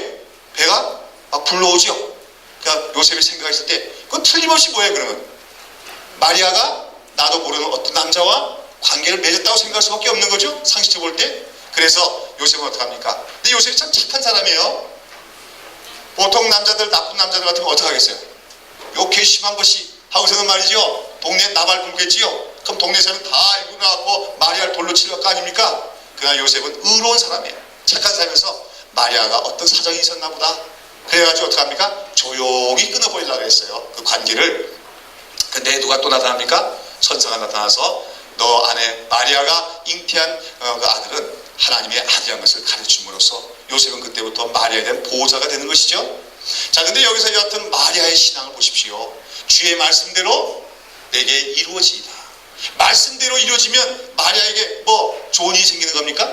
아니죠. 물론 나중에 그는 하나님 그 예수님의 모친한 참 그 존경된 존엄한 이름을 얻게 되었지만, 그러나 여러분 한번 생각해 보세요. 인간적으로 보면 그 동네에서 여자가 처녀가 집도 안 간 처녀가 배가 불러오면 사람들이 뭐라 할까요? 수근수근거릴 거 아닙니까? 그러다가 참 잘못하면 돌로 맞아서 참 죽을 수도 있는 그런 위험. 그러나 주의 말씀대로 되어지리라. 이것이 바로 마리아의 신앙이었던 겁니다. 오늘 여러분 전능하신 하나님 믿는데 전능하신 하나님이 우리에게 그대로 임하게 되려면 이 마리아와 같은 순종하는 자세가 우리에게 먼저 필요한 줄로 믿습니다. 나는 주님의 계집종입니다. 난 주님의 종입니다. 그 말씀대로 이루어지게 하여 주시옵소서. 말씀대로 이루실 때 나에게 어떤 고난이 오더라도 말씀대로 되기를 원하나이다. 이렇게 위험을 각오하는 그러한 자세 속에서만이 우리 전능하신 하나님의 능력을 체험하게 된 줄로 믿습니다. 신앙은 때때로 모험일 때가 많아요. 모험. 그 하나님의 말씀대로 순종하는 것이 나에게 큰 위험과 모험이 따른다 할지라도 말씀대로 이루어지다 순종하여 나갈 때 위대한 하나님의 능력을 체험하게 되는 줄로 믿습니다. 다음으로 이제 네 번째 이스라엘 백성들이 위험에 처했을 때 하나님께서 어떻게 하셨습니까? 하는 사건이죠. 다 예습하셨죠? 예습 안 하고 오면 이 시간에 굉장히 재미없어요. 지루하고 졸려요. 그러니까 예습하고 오면 되게 재밌습니다. 자, 어떤 사건이죠? 이스라엘 백성들을 하나님께서 애굽 땅에서 구출해내셨지요. 바로가 그 이스라엘 백성들 놔주려고 합니까? 안 놔주려고 합니까? 안 놔주려는 걸 하나님이 본때 보였지요. 10가지 재앙으로. 그 마지막 날 그 애굽에 있는 모든 장자들이 죽임을 받는 그 사건을 통해서 6월절 밤에 드디어 바로가 그 이스라엘 백성을 가라 너 해방시켰어요. 해방을 얻은 백성들 얼마나 기뻤겠습니까? 막 그냥 기뻐 노래하며 찬송하며 가는데 어느 길로 왔어요? 광야길로 오게 됐어요. 광야길로 오다 보니까 딱 눈앞에 뭐가 놓였습니까? 홍해바다가 놓였어요. 홍해바다. 막막하죠. 홍해바다를 건널 길이 없어요. 그런데 문제가 생겼습니다. 누가 쫓아오는 겁니까? 바로의 군대가. 이 바로가 하나님 앞에 그 징계를 받아가지고 어쩔 수 없이 이스라엘 백성들을 다 내놓아줬지만 억울하게 짝이 없어요. 그렇죠? 그래서 안 되겠다. 내가 쫓아가서 이 이스라엘 백성들을 다 멸절시키든지 아니면 끌고 와야겠다 하고서는 큰 군대를 이끌고 바로 군대가 쳐들어오기 시작합니다. 그렇죠? 뒤쫓아오기 시작. 자 보세요. 앞에는 뭐예요? 시퍼런 홍해바다. 홍해 그랬는데요. 홍해바다 그 바다 색깔이 어떤 색깔일까요? 예? 홍해바다. 예, 홍해바다에서 저는 바닷물이 뻘겋을 줄 알았는데 그게 아니고 세계에서 제일 파란 물이 홍해바다래요. 왜냐하면 그 밑에는 그 여러 가지 산호초라든지 그런 게 있어갖고 그럴 텐데 그 깔려 있는 돌들의 그 빛깔 때문에 그럴 텐데 세계에서 제일 파란 물이 홍해바다라거든요. 정말 파랗대요. 그런데 이 앞에는 정말로 시퍼런 홍해바다가 있고요. 뒤에서는 뭡니까? 이한 바로의 군대가 막 잡으려고 죽이려고 쳐들어오고 있어요. 이런 걸 뭐라 그러죠? 지퇴양난. 속된 말로 빼도 박도 못하게 되는 거죠. 어떡합니까? 그랬더니 이스라엘 백성들이 어떡해요? 아이고 이제 우리는 다 죽게 됐다. 그러면서 또 누구에 원망합니까? 모세에게 원망하죠. 여기 보면 구약성경에 보면은요 이스라엘 백성들이 못된 습성이 자주 나타나죠. 조금만 좋으면 어떡합니까? 양 기쁘다고 양양하고 희낙낙하다가 조금 어려운 생기면 어떡합니까? 불평하고 원망하고 막 대들고 이게 아주 못난 백성들의 특징이죠. 자 그래갖고 이스라엘 백성들이 큰일 났다 우리는 다 죽게 됐다 차라리 우리가 여기 안 나오고 애굽 땅에서 그냥 바로의 노예 생활하는 게 낫지 않았냐 이렇게 합니다. 그때 모세가 이스라엘 백성들에게 하는 말이 뭡니까? 중요한 말이에요. 출애굽기 14장 13절 말씀.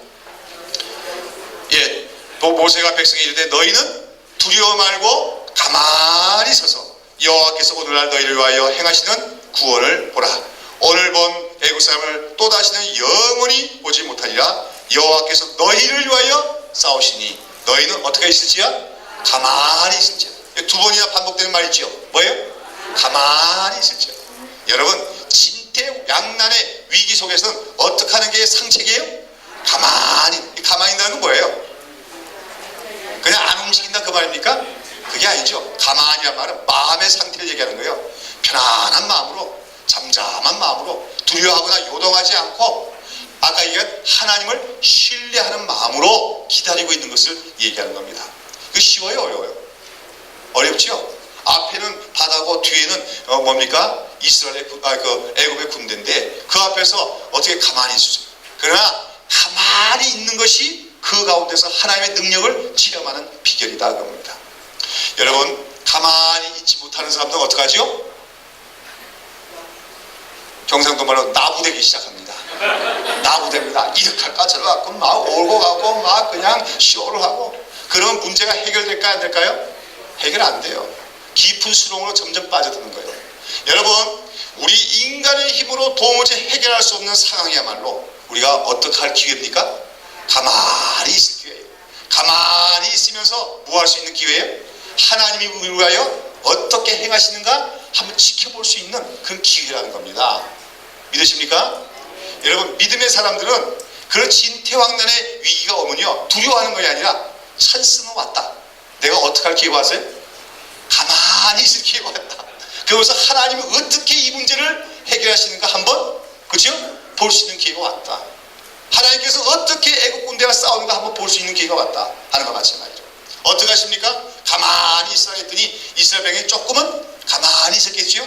그랬더니 어떻게 일이 벌어집니까? 모세가 그 바다를 향하여 홍해바다를 손을 내밀었더니 바다가 둘로 쫙 갈라지고 마른 땅이 나옵니다. 이 세상 역사 속에서 아무도 걸어가지 못한, 아무도 밟아보지 않은 마른 땅이 드러나고 이스라엘 백성들이 그 마른 땅으로 착 지나가게 되는 거지요. 우리나라에서 뭐 모세의 기적 얘기 있지요. 예. 여러분, 우리가 저번에 삼선교선 기적했잖아요. 방주 13호. 그 모도교회가 바로 뭐예요? 소위 한국의 모세 기적이 일어나는 그곳입니다. 그래서 그게 때가 되면은 그 물이 쫙 갈라져서 진도에서부터 모도까지 한 키로 수하면 한 2km 정도 될 텐데 그까지 마른 땅을 건너서 오고 갈 수 있는 그 생기는 것인데 그가 좀 다르죠. 그건 간조차로 되는 거고 이거는 홍해바다가 실제로 바람이 갖고 양쪽으로 갈라지고 그 가운데로 마른 땅이 걸어서 지나간 거예요. 이스라엘 백성이 그렇게 다 지나갑니다. 그랬더니 누구도 따라와요? 애국 군대도 막 쫓아오지요. 잡으려고. 그랬더니 이스라엘 백성이 싹 빠지고 나서 하나님이 다시 물을 갖다가 그냥 흐르게 하니까 그 애국 군들이 다 그 속에 잠겨서 수장되고 말아서 그날 이스라엘 백성은 큰 구원의 역사를 체험하게 되었습니다. 여러분, 이 사건이 우리에게 말씀해 주는 건 뭡니까? 전능하신 하나님이 행하시는 일. 여러분, 위기는 기회다. 위기는 뭐라고요? 기회다. 그러니까 한자어로 위기라고 하죠. 위기. 그렇죠? 위기란 말이 한자로 보면 무엇과 무엇의 합천 말입니까? 위기. 예. 위기인데 위험하고 위험, 기회란 말이 합해진 게 위기예요. 위험하지만 그러나 잘만 소용하면 우리에게 기회가 되는 것이 위기라는 겁니다. 우리 위기란 말 참 많이 사용하죠. 우리 인생에서도 위기가 많아요. 근데요, 훌륭한 사람은 그 위기를 잘 관리하는 사람입니다. 그래서 위기를 오히려 도약과 발전의 기회를 삼는 사람이 그게 성공하는 사람이죠. 근데 우리가 하나님의 신앙생활도 마찬가지예요. 여러분, 신앙생활하면서 위기가 있습니까? 없습니까? 없다고 생각하면 안 돼요. 반드시 우리 신앙생활에서는 위기가 옵니다. 그러나 기억하십시오. 위기야말로 위험하긴 하지만 그러나 뭡니까? 하나님의 능력을 체험하는 기회가 된다는 것을 기억하시기 바랍니다. 그래서 모세가 얘기하는 거예요. 너희는 가만히 서서 여호와께서 너희를 위하여 행하시는 구원을 보라고, 목격해보라고. 우리는 위기 때가 믿음으로 나가면요 하나님이 우리를 위하여 행하시는 놀라운 기적의 손길을 바라볼 수 있는 그런 목격의 기회가 된 줄로 믿습니다. 여러분, 그 19세기에 살았던 분으로서 조지 뮬러라고 하는 분이 있어요. 조지 뮬러, 여기 들어봤어요?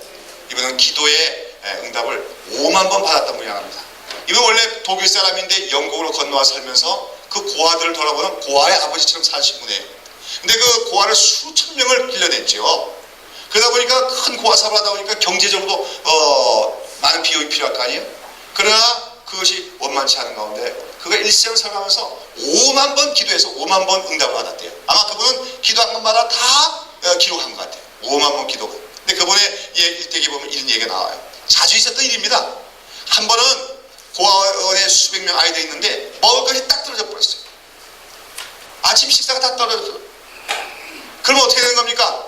고아들과 모든 직원들이 굶주릴 수밖에 없는 거예요. 아침이 됐는데 그 뭡니까? 아침이 됐는데 그 교사들이 뮬러 선생님 큰일 났습니다. 지금 뭐예요? 먹을 것이 하나도 없어요. 애들 먹을 게 없습니다. 그랬더니 뮬러가 그러냐고. 그러더니 뭐라고 하겠어요? 식당에다가 애들 식사할 수 있는 준비를 다 차려놓으십시오 그런 거예요. 식사할 수 있는 준비를 다 차려놓은 거예요. 선생님들은 아니 먹을 게 아무것도 아무것도 없는데 어떻게 식사 준비를 하는 거냐. 그러나 말을 들으면서도 이 양반이 무슨 재주가 있나, 어디다 부탁해 놓은 게 있나. 근데 어디로 들어가겠어요? 기도실로 들어가는 거야. 기도하러. 선생들은 감감하죠. 그러나 이제 뮬러가 시키는 대로 그렇게 다 식탁에다가 자 포크하고 이제 수저가 다 올려놓고 그냥 준비했습니다. 뮬러는 거기 들어가서 기도하는 거예요. 기도하는데 뮬러가 기도하고 한참 있는 시간이 지나서 그 뭡니까? 고아원 앞에 큰 트럭이 왔어요. 트럭이 왔어요. 근데 보니까 거기에 빵이 잔뜩 실려 있어요. 무슨 말이냐면 그 이웃 도시에서 어저께 밤에 화재가 어떤 빵 공장에 불이 나면서, 그렇죠? 불 타다 보니까 막 불을 껐지만 그 안에 빵을 많이 만들었잖아요. 그게 다 어떻게 됐겠어요? 불에 그슬리기도 하고 막 그러다 보니까 그 상품 가치가 없잖아요. 그러니까 이제 그 공장 주인이 이 빵이 조금 그슬리긴 해도 먹을 수 있는 빵인데 팔 수는 없고 이거 어떡할까? 그러다 보니까 저 이웃 도시에 뭐예요? 뮬러가 경영하는 고아원이 있다는 얘기를 듣고 그 아침에 그걸 갖고 온 거예요. 그렇죠?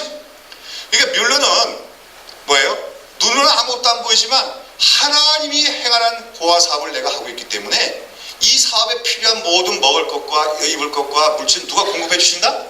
하나님이 공급하신다는 믿음이 있어요, 없어요? 있는 거죠. 그러니까 뮬러는 아마 그랬을 거예요. 그런 그 위기가 올 때마다 어떻게 생각했겠습니까? 아이고 큰일 났네 그랬겠어요?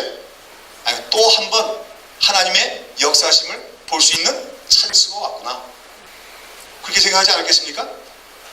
여러분, 이러한 그 우리가 오늘 말씀드렸지만 이 위기가 기회라는 것을 우리가 한 번, 두 번 체험하다 보면 그 다음은 우리가 살아가다가 또 하나님의 일을 하다가 여러 가지 위기가 닿을 때 당하지 않아요. 위기가 오면 또 하구나. 또 어떤 기회예요? 하나님의 능력을 체험할 수 있는 기회구나. 하나님이 우리를 위하여 행하시는 놀라운 구원의 손길을 체험할 수 있는 기회구나 하는 마음으로 어떻게 있게 됩니까? 가만히 있게 되신 줄로 믿습니다. 오늘 큰 일을 당하고 어려움을 당할 때마다 가만히 있는 가운데 하나님은 우리를 부르신 하나님이고 우리를 구원하신 하나님이고 오늘도 우리를 위하여 능력의 손길을 베푸실 하나님이라는 것을 믿고 신뢰하는 여러분 되시기를 축원합니다. 자, 그래서 우리가 오늘 제가 말씀을 지나가면서 강조하는 부분도 있죠. 마리아 계집종 의원이 어떻게 해요? 주의 말씀대로 이루어지는 그런 자세가 우리가 필요해요. 또 출애굽 사건에서 뭐가 필요해요? 위기일수록 어떡합니까?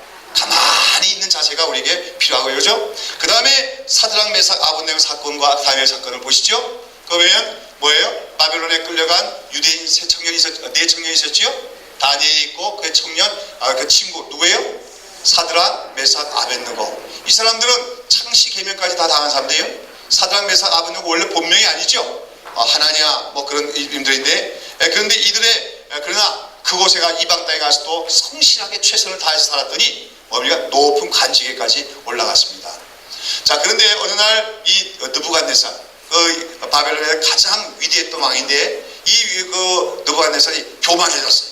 그래갖고 뭘 만들도록 합니까? 금신상을 만들게 하고 그 모든 백성이 그 앞에 절하도록 강요한 우상 숭배죠. 그리고 절하지 않는 자는 어떻게 해요? 다 사형을 시키는데 어떻게 사형시킨다고요? 풀무불에 집어넣어서 사형시킨다. 풀무불이 뭐예요? 용광로.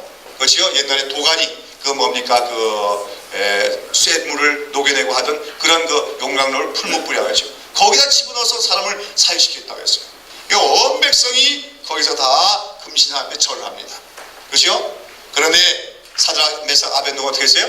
우리는 여호와 하나님을 섬기는 삶으로 우상 숭배를 할 수 없다고 거절한 거죠. 그것 때문에 그들은 끌려가서 느부갓네살 왕 앞에 섰어요. 느부갓네살이 보니까 이 세 청년은 근데 참 유능한 청년들이에요. 그래서 어떡합니까? 기회를 한번 주는 거죠. 내가 한번 기회를 주마. 지금이라도 다시 내가 기회 줄 때 막 그 주악이 울병을 펴지고 그럴 때 그 앞에 너희가 절을 하기만 하면 지금이라도 내가 너희를 살려주마. 그때 사드락 메삭 아벳네고가 한 말이 뭐지요? 어떤 말이에요? 느부갓네살이여 이에 대해 우리가 왕께 대하여 대답할 필요가 없나이다. 그렇지 뭐라 그러죠? 왕이 그러할 것이면 누가? 우리 하나님이 우리를 극렬히 타는 불목 가운데서 우리를 건져내시겠고 왕의 손에서도 건져내시리다. 그 다음에 뭐라 그래요? 그리 아니하실지라도 왕이여 우리가 우상을 섬기지 아니하리라. 그러죠. 여러분 여기서 중요한 것은 이 사드락 메삭 아벳네고는 하나님이 어떤 하나님을 믿습니까? 전능하신 하나님의 심을 믿어요. 그러나 중요한 것은 전능하신 하나님을 알고 믿는다는 것 이상으로 더 중요한 것은 그들에겐 어떤 신앙이 있어요? 그리 아니하실지라도. 여러분, 하나님이 전능하시기 때문에 반드시 우리를 풀무 가운데서 건져내시게 됩니까? 반드시 그런 건 아니에요. 때로는 하나님의 뜻이 있으면 우리가 풀무불에 던져서 죽을 수도 있는 거예요. 지금 사드락, 메삭, 아벳느고는 하나님은 전능하시기 때문에 우리를 그 풀무불 가운데서 건져내실 수도 있는 분이다, 얼마든지. 그러나 혹시 하나님의 뜻이 있어가지고 우리를 건져내지 않으신다 할지라도 우리는 하나님을 원망하지도 않겠고 하나님께 불평하지 않겠고, 그렇기 때문에 우리는 우상 앞에 절하지 않겠다는 겁니다. 한마디로 일사각오의 믿음이죠. 여러분, 이러한 사드락, 메삭, 아벳느고의 신앙은 하나님을 어떤 분으로 생각하기 때문에 가능한 겁니까? 전능하신 하나님일 뿐 아니라 하나님 어떤 분이에요? 하나님은 선하신 분으로 그들은 믿고 있었다는 겁니다. 우리가 만약에 풀무불에 들어가고 불타서 죽는다 할지라도 그 안에는 하나님이 우리를 사랑하시는 선하신 뜻이 있는 걸 우리는 믿는다. 사람들이 보기에는 우리가 비참하게 죽는 것 같지만 우리는 하나님의 사랑하시는 선한 뜻으로 우리가 그것이 베풀어진 줄 믿겠노라, 이런 말씀입니다. 여러분, 오늘 우리가 전능하신 하나님에 대해서 배웁니다. 전능하신 하나님이 우리에게 계심으로 모든 것을 다 해결해 주실까요? 그렇지 않을 때가 있어요. 여러분, 사랑하는 자녀가 불치병에 걸렸는데 전능하신 하나님 고쳐주십시오 했는데도 그 아들이 죽을 수도 있습니다. 여러분, 우리가 기본적으로 가져야 될 자세는 그를 할 때 어떤 자세가 돼요? 하나님은 고칠 수 있습니다. 그러나 그리 아니하실지라도 나는 하나님의 어떠심을 믿겠습니까? 하나님의 선하시고 인자심을 믿겠습니다. 이러한 자세가 우리에게 기본적으로 있어야 될 줄로 믿습니다. 사드락, 메삭, 아벳느고가 풀무불 가운데 건짐을 받을 수 있었던 것은 그것은 그에게 그러한 믿음이 있었기 때문에요. 풀무불에서 우리를 건져내시려 하는 그 믿음보다 더 큰 믿음은 뭐냐면, 그렇게 아니하신다 할지라도 하나님은 우리를 사랑하시고 우리를 향한 아름답고 선한 계획이 있음을 우리는 믿어 의심치 않는다고 하는 그 믿음, 그것이 있기 때문에 그런 놀라운 기적이 일어나게 된 줄로 믿습니다. 여러분, 어떤 때로 보면 기적을 소원하는 그런 믿음이 많지만 그 기적을 소원하는 마음속에는 어떤 마음이 있을 수가 있냐면, 만약에 나를 건져주시면 하나님께 감사하겠지만 만약에 하나님의 능력이 안 나타나고 나를 기적으로 구원해 주지 않으면 나는 하나님께 좀 섭섭한 마음 가질래요. 이런 마음이 있을 동안에는 사실 하나님의 능력이 나타날 수가 없다는 겁니다. 한마디로 마음을 비워야 돼요. 전능하신 하나님이 얼마든지 우리와 구원의 역사를 일으키지만 그런 것이 없을지라도 나는 하나님의 선하시고 인자심을, 나를 사랑하심을 의심치 않겠나이다. 이 믿음이 우리에게 더 큰 믿음인 줄로 믿습니다. 그래서 사실은 전능하신 하나님보다도 더 중요한 하나님의 성품은 뭡니까? 우리를 지극히 사랑하시는 하나님이라고 하는 것. 그것을 우리가 더 깊이 인식하고 있어야 되겠지요. 자, 그 다음에 혈루병 여인의 치유 사건을 또 보시면은 아시죠? 이거 제가 말씀을 전했던 적이 있습니다. 몇 해? 12해 혈루병. 12해가 꽉 찼다고 얘기해요. 병을 앓을 만큼 앓았다고 얘기해요. 그동안에 어떻게 됐어요? 의사는 다 찾아냈지만 어떻게 했습니까? 고치질 못하고 오히려 괴로움만 더 받았더라. 그 당시에는 의학이 그렇게 발달하지도 않았을 때니까 소위 무슨 민속치료, 무슨 민간치료 별게 다 있을 거예요. 그렇죠? 그래가지고 옛날에 보니까 무슨 뼈가 부러지면 똥을 마셔라 그런 것도 있는데 혈루병 앓으니까 또 뭘 마셔라, 뭘 해봐라, 별거 다 했겠어요. 그렇죠? 그러니까 안 그래도 병 때문에 고통스러운데 그 의사들이 지시한 거 따르다가 보니까 더 괴로움만 많이 당했고 결국은 효험이 없어요. 그래서 병은 더 악화되고 무엇도 없어졌습니까? 재산마저 다 없어지고 말았어요. 아마 이 여자는 원래는 조금 부유했던 여자 같아요. 그 당시에 이스라엘 민중들 가운데서는 병이 나도 누굴 찾아갈 수 없어요? 의사를 찾아갈 수 없는 가난한 사람들이 너무나 많았는데 이 여자는 그래도 여러 해 동안 그 의사를 찾아다녔다는 것은 그만큼 뭐가 있었던 겁니까? 재산이 있었던 거예요. 근데 그 재산이 다 날아가고 말았다는 겁니다.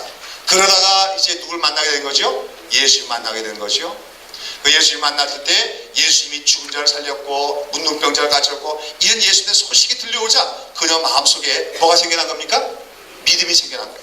그분이 나를 치유할 수 있다. 내가 그분의 옷자락만 만져도 내가 치유가 되리라. 하밀러라. 하밀러라가 뭐라 했지? 헬라어로 엘레게, 마음속으로 계속해서 되어내는 겁니다. 우리한테 믿음이 오면요 자꾸만 속에서 엘레겐 되어져요. 할 거야, 될 거야, 그럴 거야. 자꾸만 말씀이 떠올라요. 그렇죠?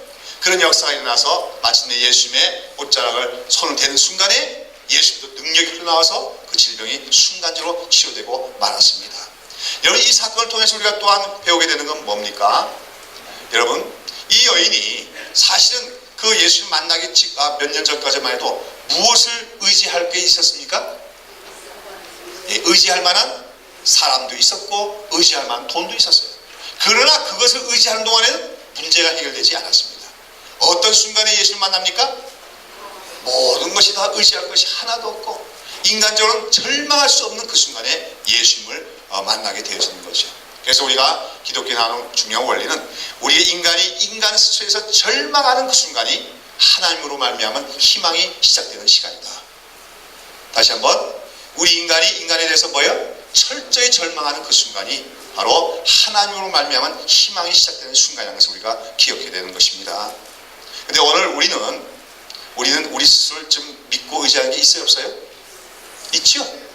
그래도 뭐 남편도 믿을만 하고, 그래도 또 내가 뭐 재산도 어느 정도 있고, 내 학식도 있고, 내 뭐도 있고, 우리 이거 의지하고 있어요. 이거 의지하는 나는 우리가 아직까지 예수를 인격적으로 만나기 힘들 때가 많습니다. 비록 그것을 갖고 있을지라도 이런 것들이 나의 인생에 궁극적으로 도움이 안 된다. 그렇죠? 이러한 것들이 결국은 궁극적으로 의지할 것이 되지 못한다 하는 그러한 가운데 인간 자체에 대해서 우리가 철저히 절망하는 그 순간이 오히려 예수를 만날 수 있는 시간이 되어진 줄로 믿습니다. 그러면서 특별히 그 믿음이 와야 돼요.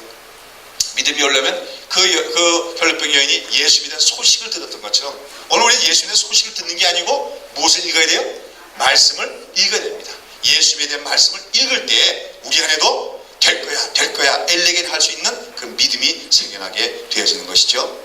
이 말씀, 이 성경, 이 사건에서 다시 기억해야 될 거 뭐예요? 인간적으로 우리가 의지할 것이 있는 한은 우리가 주님을 인격적으로 만날 수 없을 때가 많아요. 우리가 늘 그래서 하나님 혹시 내가 뭐 갖고 있는 것이 있을지라도 이것은 내가 궁극적으로 의지할 것이 못 되고 주님밖에 나의 도움이 안 되고 주님밖에 나의 의지가 되지 않습니다. 이 신앙 고백이 우리에게 있어야만이 우리는 주님을 만날 수 있게 된 줄로 믿습니다. 다음으로 이제 나사로의 살아난 사건이죠. 예, 여기 보면은 나사로와 그 누이 동생이 누구죠? 마르다와 마리아. 이 가정은 어떤 가정이에요? 어떤 가정이에요? 한마디로 예수님이 지극히 사랑하시는 가정입니다. 예수님이 지극히 사랑하시는 가정. 예, 아버지는 없는 것 같아요. 그렇지? 어머님이. 그래서 오라버니와 그 두 자매가 사는 가정인데 예수님이 참 사랑하신 가정이에요. 그래서 이들이 사는 마을이 어느 마을이었습니까? 베다니인데요. 베다니는 어디 인근에 있는 시골일까요? 예루살렘 바로 인근에 있는 그 벳박이라고 하는 그 고개가 있는데 그거만 넘었으면 거기 있는 마을이 베다니예요. 근데 예수님은 갈릴리에서 있으면서 가끔가다 예루살렘 오시죠. 오실 때마다 들르시고 가면서도 들렀던 마을이 바로 베다니인데 베다니만 들리면 누구 집에 갑니까? 나사로야 그 자매들의 가정에 가셨어요. 그 집은 그렇게 부유한 집은 아닐 겁니다. 부모님도 안 계시고 그렇죠? 그러나 예수님은 그들을 지극히 사랑하셨죠. 그런데요, 그렇게 예수님이 사랑하신 가정, 예수님이 얼마나 사랑하셨냐면 예수님의 유명한 비유 중에 어떤 얘기가 나옵니까? 거지 나사로와 부자의 얘기 나오죠. 근데 그 거지에게 이름이 있어요. 부자는 이름이 있어요, 없어요? 없어요. 세상에서 그 사람 이름 다 알아줘도 예수님 그 사람 이름 없다 그래요. 그 대신 거지, 참 질병을 앓고 아무도 의지할 수 없는 그 나사로는 뭡니까? 그 거지에게는 이름이 있다. 근데 그 이름이 뭐라? 나사로라. 저는 아마 그 예수 비유를 하시면서 일부러 나사로란 이름을 붙이지 않았겠는가. 누굴 생각하면서? 그 베다니의 그 삼남매 가정을 생각하면서 나사로란 이름을 거기다 붙이지 않았겠나 생각하고 싶어요. 그 정도로 예수님이 아끼고 사랑스러워하던 가정이 바로 그 나사로의 가정입니다. 그런데 그 나사로가 어떻게 됐어요? 죽을 병이 걸렸어요. 죽을 병이 걸렸어요. 여러분 기억해야 되는 건 예수님이 지극히 사랑하는 가정이라고 아무 풍파도 없고 시련도 없고 고난도 없을까요? 그럴까요? 아니에요. 성경은 그렇게 얘기하지 않습니다. 사랑하시는 예수님이 지극히 사랑하시는 자가 병에 들 수 있는 거예요. 죽을 병에 들 수 있어요. 어떻게 하게 했어요? 죽기까지 했어요. 자, 그런데 예수님이 베다니에서 조금 떨어지면서 말씀을 전하고 계신데 그것처럼 나사로가 지금 병이 들어서 죽어가고 있다는 소식이 들어왔습니다. 그래서 마르다와 마리아는 사람을 보내서 예수님 빨리 오셔서 예수님은 얼마든지 치유하실 수 있잖아요. 그렇죠? 뭐 죽어가는 사람도 막 고치신 적이 있으니까. 그러나 어떻게 되면 힘들까요? 일단 죽어버리면 힘들지 않겠나 이렇게 생각했을 거예요. 그래서 빨리 와서 고쳐주세요 그랬는데 예수님이 가셔야 안 가셔요? 안 가셔요. 예수님 말하면 미적미적거리다가 결국은 어떻게 돼요? 나사로가 죽고 말았어요. 예수님 좀 이상하지 않습니까? 빨리 가셔야죠. 사랑하는 그 가정인데 예수님은 일부러 지체하신 거죠. 그러니까 어쩌면 마르다와 마리아는 아주 원망은 않지만 예수님 계셨으면 빨리 오셨으면 우리 오라버니가 살아났을 텐데 그렇게 합니다. 그때 예수님이 하시는 건 뭡니까? 나는 부활이요 생명이 그렇죠? 나를 믿는 자는 살아도 죽어도 살겠고 살아도 영원히 살려 내 여보가 살리라 말씀하십니다. 그리고 예수님이 어떻게 하죠? 그 무덤을 막고 있는 돌을 치우게 하고 뭐라고 하시죠? 나사로야 나오너라. 한마디 말씀에 죽었던 나사로가 벌떡 일어나서 온몸에 그 배를 휘어감은 채로 밖으로 나오는 그 부활의 모습을 볼 수 있지요. 이 사건에서 우리가 깨닫게 되는 것은 아까 얘기한 것처럼 예수님이 지극히 사랑하는 가정이라고 환난이 없고 고난이 없다고? 아니라는 겁니다. 예수님이 지극히 사랑한 자에도 고난이 있을 수가 있어요. 그러나 예수님은 그 고난을 통해서 그 가정에게 더 큰 은혜를 주시고자 하는 것이 하나님 주님의 뜻이라는 것을 우리가 기억해야 될 줄로 믿습니다. 아시겠습니까? 오늘 여러분이 주님을 사랑할 때 주님도 여러분을 지극히 사랑하셔요. 그런데 그 가정에 어려움이 생깁니다.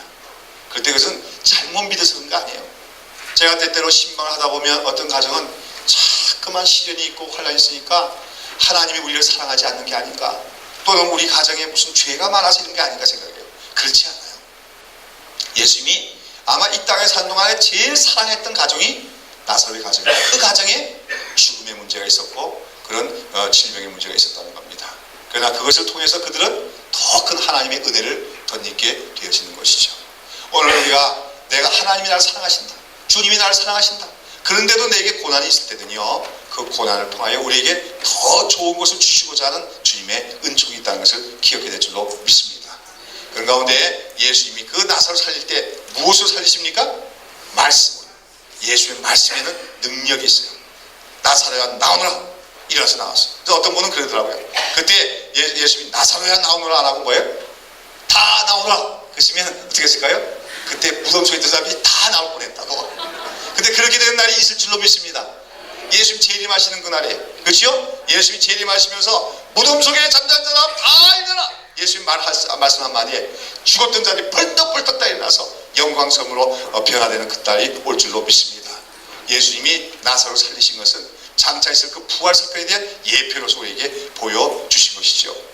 근데 여러분, 예수의 말씀은 그렇게 능력이 있어요. 처음에 얘기했죠? 하나님이 세상을 창조하실 때 무엇으로 창조하셨다고요?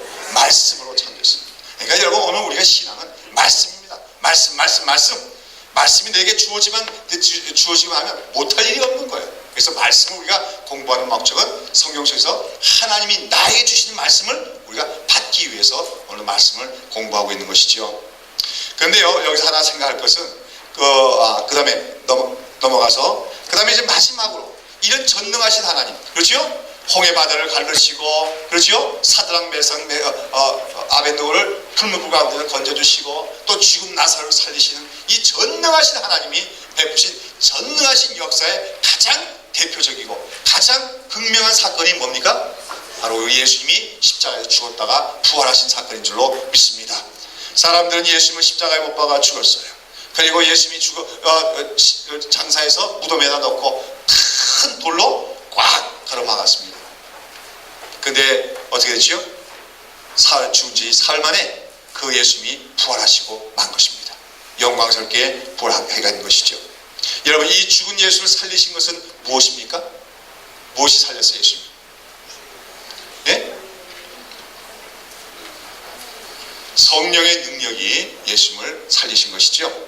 그래서 이 예수님을 살리신 사건과 관련해서 우리가 생각해야 될 말씀이 있는데, 로마서 8장 11절 보시면은 로마서 8장 11절. 로마서 8장 11절 보시면은, 자, 다 같이 시작. 예수를 죽은 자 가운데서 살리신 이의 영이 너희 안에 거하시면 그리스도 예수를 죽은 자 가운데서 살리신 이가 너희 안에 거하시는 그의 영으로 말미암아 너희 죽을 몸도 살리시리라 했습니다. 여기 나오죠? 죽은 예수를 살리신 게 누구예요? 하나님의 영, 성령이라는 거예요. 근데 그 성령이 어디에 계시다고요? 어디요? 너희 안에 거하시는 영이라고. 그 너 안에 거하시는 성령으로 말미암아 어떻게 해요? 너희의 죽을 몸도 살리시라고 했습니다. 믿습니까? 우리가 장차 우리의 죽을 몸도 성령께서 우리가 살리실 줄 믿어요. 그러나 이것은 미래의 일뿐만 아니라 오늘도 가능한 일입니다. 성령이 우리 안에 거하시면 때따라 우리가 죽을 병이 걸리더라도 성령이 역사하게 하시면 우리를 얼마든지 살려내실 수가 있는 줄로 믿는 것이죠. 그래서 우리가 깨달아서 오늘 특별히 전능하신 하나님에 대해서 공부하면서 깨달아 말씀의 능력과 누구의 능력? 우리 안에 거하시는 위대하신 성령의 능력, 예수를 죽은 자 가운데 살리신 그 성령의 능력이 어디에 있다? 바로 우리 안에 있다. 우리가 예수 믿을 때 바로 그 엄청난 생명의 능력이 우리 안에 이미 있다는 것을 기억하고 그 성령의 능력을 의지하는 우리가 되어야 될 줄로 믿습니다.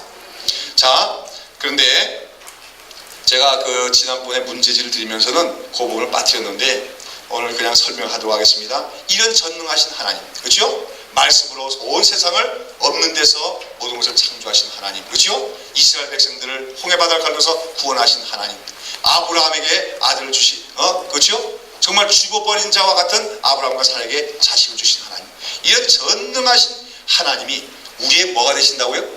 아버지가 된다는 사실을 우리가 기억해야 된다는 겁니다. 그 전능하신 하나님이 우리의 아버지가 되셔요. 자, 우리가 오늘 그 말씀을 좀 보기를 원합니다. 요한복음 20장 17절 말씀. 예, 요한복음 20장 17절 말씀.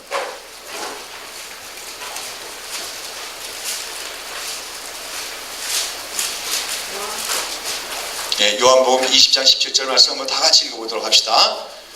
예수께서 이르시되 나를 만지지 말라. 내가 아직 아버지께로 올라가지 못하였노라. 너는 내 형제들에게 가서 이르되 내가 내 아버지 곧 너희 아버지 내 하나님 곧 너희 하나님께로 올라간다 하라 하옵시되. 그렇죠? 여기까지 봅시다. 여기서 예수님이 하나님을 뭐라고 표현하십니까? 내 아버지 곧 너희 아버지 내 하나님 곧 너희 하나님. 믿습니까? 예수님이 부활하고 승리함으로 이제 예수를 믿는 자는 어떻게 되는 겁니까? 예수님의 아버지가 나의 아버지가 되고 예수님의 하나님이 나의 하나님이 되어준 줄로 믿습니다. 예수님은 그래서 이제는 우리들에게 하나님을 너희의 아버지인 걸로 알라. 이것을 계시하신 분이 바로 예수님이에요.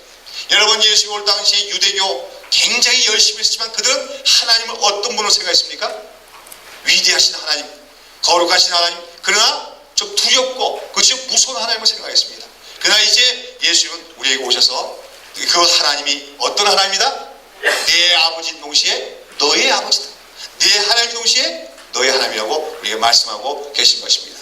예수님은 늘 하나님을 향하여 기도할 때마다 어떻게 부르셨어요? 전능하신 하나님, 이 기도 안 하고 뭐예요? 아버지여. 그 아버지 안에 어떤 게 담겨 있는 겁니까? 신뢰하는 마음이 있는 거예요. 신뢰하는 마음. 알겠습니까? 아버지여 할 때 뭡니까? 아버지는 나를 사랑하십니다. 아버지는 내가 의지하실 분입니다. 아버지는 나의 마음을 다 아십니다. 이런 뜻으로 예수님은 하나님께 기도할 때 뭡니까? 아버지여 하신 거예요. 그 예수님께서 이제 우리 성도들에게도 뭐라고 하는 겁니까? 너희도 하나님 부를 때 어떻게 부르라고? 아버지라. 내 아버지라고 부르라고 말씀하고 계십니까? 어떤 하나님이요? 예수를 죽은 자 가운데서 살리신 하나님, 이스라엘 구원하신 하나님, 그렇죠? 사드락 메삭 아벤누고를 그 풀목 가운데 구원하신 그 하나님이 바로 너희의 아버지가 되는 것을 기억하라고 주님 오늘도 우리에게 말씀하고 계십니다. 누가복음 우리가 잘 아는 말씀에 11장 9절부터 11, 13절 보면 예수님이 말씀하시죠. 구하라 주실 것이요, 찾으라 찾을 것이요. 그렇죠? 그렇게 말씀하시면서 어떤 아들이 생선을 달라가는데 누가 뱀을 주며 알을 달라하며 전갈 줄 아비가 어디 있겠냐. 세상에 악한 아비일지라도 자식에게 어떤 걸 줄 줄 알거든? 좋은 것을 줄 줄 아는. 그 다음에 뭐랍니까? 하물며 하늘에 계신 천부께서 너희 사랑하는 자들에게 성령을 주시지 않겠냐, 좋은 것을 주시지 않겠냐 하는 거예요. 여러분, 아버지들이 좋아요, 나빠요? 근데 요즘에 세상이 하도 이상해져 갖고 좋은 아버지가 잘 안 보여요. 여기 보니까 다 좋은 아버지 같으신데, 여러분, 아버지는 참 자식을 사랑하잖아요. 나쁜 아버지도 있지만. 그런데 나쁜 아버지라도 또 자식에게는 뭘 줄 줄 압니까? 좋은 걸 주죠. 예수님 말씀하신 거예요. 그러나 이 세상에 있는 그 어떤 아버지하고도 비교할 수 없는 아버지가 누구냐? 바로 너희 하나님이다. 그 하나님께 구하고 또 찾을 때 반드시 주실 줄로 믿으라고 예수님이 말씀하고 계십니다. 여러분, 오늘 우리가 하나님을 알아가되 하나님은 전능하신 분이다. 그러나 동시에 그 하나님이 우리의 뭐가 된다? 아버지가 되신다는 사실을 기억해야 합니다. 어떤 아버지입니까? 특별히 예수님께서 우리에게 소개해 주신 아버지의 개념의 극치가 뭐냐면 바로 돌아온 탕자에 비유 나오는 아버지입니다. 거기 보시죠. 그 작은 아들이 있는데 아버지로부터 뭐 했어요? 유산을 달라고. 못된 놈이에요. 유산이라고 하는 것은 언제 받는 겁니까?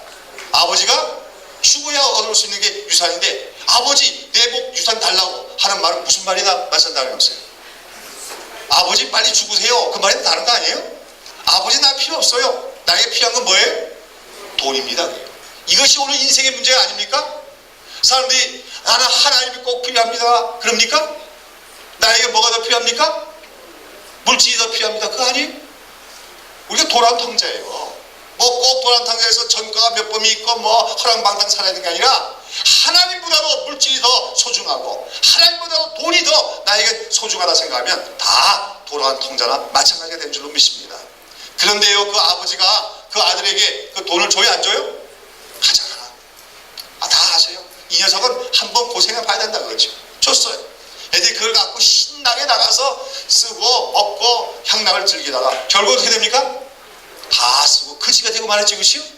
그래갖고 돼지 음악에서 돼지 치면서 돼지들 먹는 쥐염 열매 그거 얻어먹고 살았는데 그것마저도 주는 사람이 없어갖고 배를 쫄쫄 굴게 됐어요. 여러분, 이것이 바로 오늘 이 세상을 살아가는 인생의 모습이다 그겁니다. 아시겠습니까? 오늘 하나님을 믿지 않는 사람들은 다 하나님보다는 내가 중요한 게 뭡니까? 세상의 물질이고 세상에 있는 돈이 더 중요한 겁니다. 오늘 인간은 그걸 추구하고 살고 있어요. 그러나 때때로는 주어질 때가 있습니까? 있단 말이에요. 네? 유산을 받은 것처럼 돈도 생기고 물질도 생겨요. 그러나 그것을 갖고 살아간 결과 나중에 남는 것은 비참한 신세밖에 없다는 겁니다. 자, 그런데 돼지막을 치던 그 아들이 거기서 정신이 차려지죠? 자기를 찾았다 그랬어요. 내가 누군가 깨달았어요. 내게는 누가 있다? 아버지가 있다는 것을 깨달았어요. 아버지께 돌아가자. 아버지께는 큰 집이 있고, 그렇죠? 종들도 많은데 나는 나 아버지께 너무나 큰 죄를 지었으니 차마 아버지를 아버지라 볼 수는 없고 나를 뭘로 써달라고? 종으로 써달라고, 그렇죠? 탐사꾼에 하나 써달라고 해서라도 먹고 살아야 될 거 아니야. 그래가지고 두 손 들고 돌아오는 거죠. 그런데 그 아들이 돌아오는데 어떻게 돌아와요? 온몸엔 돼지 냄새 나고, 그렇죠? 걸레같이 된 옷을 입고 참 온 머리부터 끝까지 상처나지 않은 부분이 없는 그런 비참한 모습 돌아오는데요. 그 아버지는 어떻게 하고 계십니까? 집 나간 아들을 기다리고 계시던 거죠. 그날도 기다리고 있다가 아들이 저기 동구 밖에 나타나니까 어떻게 해요? 막 뛰어가서 그 아들을 막 꼭 껴안는 거예요. 그러니까 그 아들은 어떻게 합니까? 거기서 무릎을 꿇고 나는 아버지라고 부를 수가 없습니다. 내가 너무 큰 죄를 지었으니 하나님과 아버지 앞에 너무 큰 죄를 지었으니 아버지를 볼 수 없사오니 나를 뭘로 써주십시오? 종이 하나를 써주십시오. 그때 아버지가 뭐라 그래요? 무슨 말이냐? 누가 뭐라 그래도 너는 내 사랑하는 아들이다. 내가 죽었던 내 아들을 다시 찾았노라. 봐라, 잔치를 벌여라. 손을 잡아라, 잔치를 벌여라. 이 아들을 내가 찾았노라. 기뻐하는 아버지의 모습. 그것이 바로 오늘 우리가 믿는 하나님 아버지라는 것을 우리가 기억해야 될 줄로 믿습니다. 예수님은 오늘 우리 믿는 자들에게 그 아버지를 소개해 주시고자 했던 분이에요. 오늘 기억하십시오. 하나님은요, 전능하신 하나님입니다. 못하실 분이 없는 분이 하나님인데 그 하나님이 바로 우리의 그 사랑이 많으신 자비가 넘치는 아버지라는 사실을 우리가 기억해야 될 줄로 믿습니다. 그런 가운데 아까 말씀하신 것처럼 때때로 우리 삶에 고난이 있고 역경이 있을지라도 하나님은 절대로 어떤 분인 줄 믿어야 돼요? 미쁘신 우리의 하나님 아버지신 우리가 믿어야 됩니다. 때로는 우리가 역경이 와서 하나님의 능력으로 여러 가지 해결할 수 있지만 그리 아니하실지라도 나는 하나님 어떤 분으로 신뢰해야 돼요? 선하시고 인자심으로 신뢰할 때 그런 사람에게 하나님의 전능하신 능력이 나타나서 그를 보호하시고 구원해 주시고 그를 인도하시는 역사가 나타나게 된 줄로 믿습니다. 여러분 시편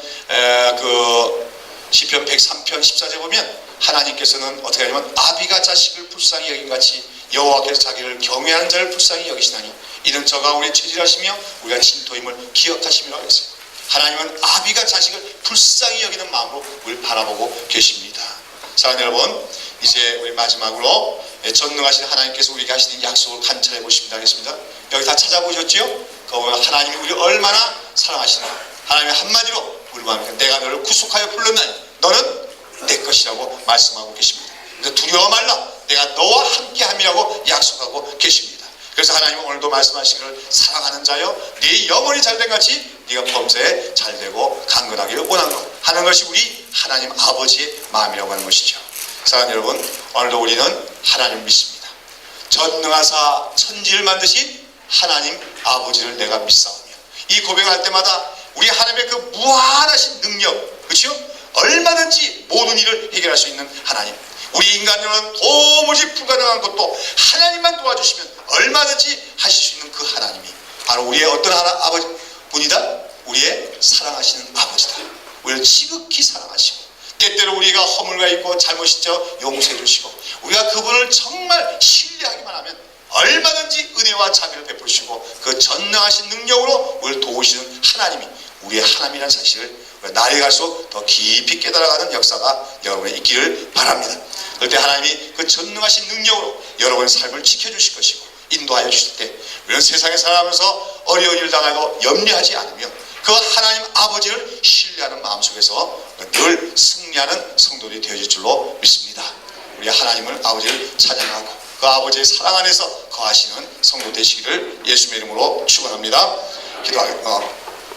기도하겠습니다. 사랑하시는 하나님 아버지 감사합니다.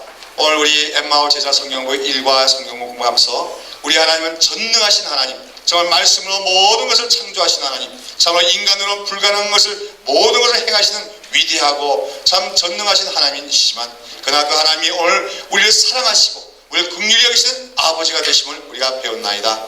오늘도 우리가 구약 역사 속에서 또는 말씀의 역사 속에서 참으로 그 하나님의 전능하신 능력을 체험했던 하나님의 백성들의 이야기를 살펴보았사오니 아버지 그들이 가졌던 그 믿음을 우리에게 허락하여 주시옵소서. 아브라함과 사라가 한동안은 하나님 믿지 않았지만 그 믿음이 자라감으로 하나님의 믿으심을 알므로 잉태하는 능력을 가졌던 것처럼 우리가 우리의 약속하신 하나님 그 약속의 말씀을 믿고 의지하며 하나님 믿으신 줄로 알며 때로 우리의 삶에 여러 가지 고난이 있을지라도 하나님의 선하심과 인자심을 의심하지 않으며 우리를 긍휼히 여기시는 아버지를 신뢰하는 가운데 오늘 우리의 삶에 전능하신 하나님의 능력이 늘 함께 하심으로 아무 염려 없이 살아가며 더 나아가선 하나님이 우리에게 맡기시는 위대한 일들에 쓰임받는 하나님의 종들이 다 될 수 있도록 축복하여 주시옵소서. 예수의 이름으로 기도하옵나이다. 아멘. 우리 성경 찬송 한 장 하시고 우리 447장 찬송하겠습니다. 아버지여 늘 함께 계시니 두려움없네 그 사랑 편찮고 날 지키시며 어제나 오늘이 한결같네 아비를 베푸시며 이별할 것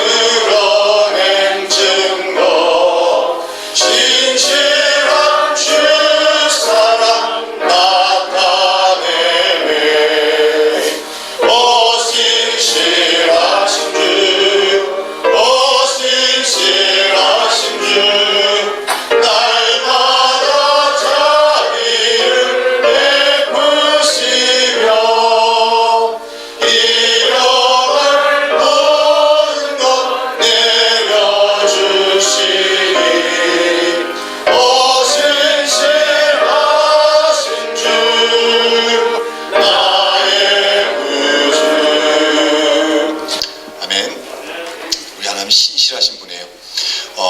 오늘 가셔서 식기 전에 그렇죠? 하실 것이 있죠? 뭐죠? 해설지 제가 나눠드린 거 오늘 가자마자 한번 읽으시고 주무세요. 그럼 꿈속에 막 하나님의 전능하심과 신실하심이 막 묵상이 되실 겁니다. 제가 약속드릴게요. 여러분 오늘 2시간 동안이나 또 예습하고 오셨고 간절한 마음을 말씀드리셨어요. 그걸 가셔서 오늘 나는 해설지를 읽고 주무시면요 꿈속에서 하나님을 여러분이 볼 수가 있게 됩니다. 그게 우리 안에 꿈속에서도 그 역사가 나야 우리 신앙이 아주 더 크게 성장할 수 있죠. 다 같이 한번 주님 가신 기도로 마치도록 하겠습니다. 하늘에 계신 우리 아버지여, 이름이 그렇게 여김을 받으시오며 나라의 마음이시며 뜻이 하늘에서 이룬같이 이 땅에서도 이루어지이다. 오늘날 우리에게 일용할 양식을 주옵시고 우리가 우리에게 죄 지은 자를 사하여 준 것 같이 우리의 죄를 사하여 주옵시고 우리를 시험에 들게 하지 마옵시고 다만 악에서 구하옵소서. 대개 나라와 권세와 영광이 아버지께 영원히 있사옵나이다. 아멘. 김 목사님.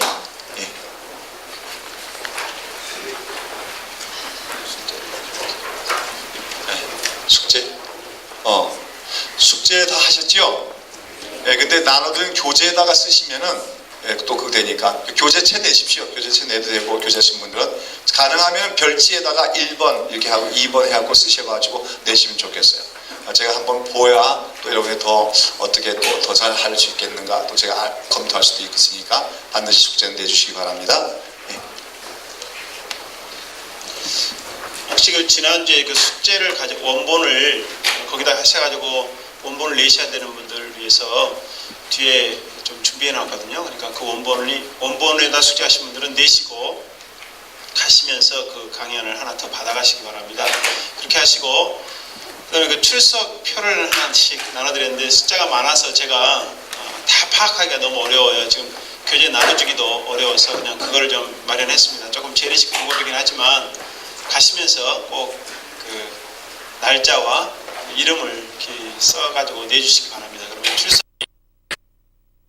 그렇게 체크를 그리고 혹시 지난주에 그 바인더만 가져가고 속 안에 있는 내용물을 못 가져가신 분들은 뒤에 마련해 놨습니다. 그거 받아가시면 되겠고 오늘 샤프를 하나씩 드렸는데 그거는 교회 홍보부에서 이 제자 성경 공부에 제공을 했습니다. 그래서 감사함으로 받으시면 되겠습니다.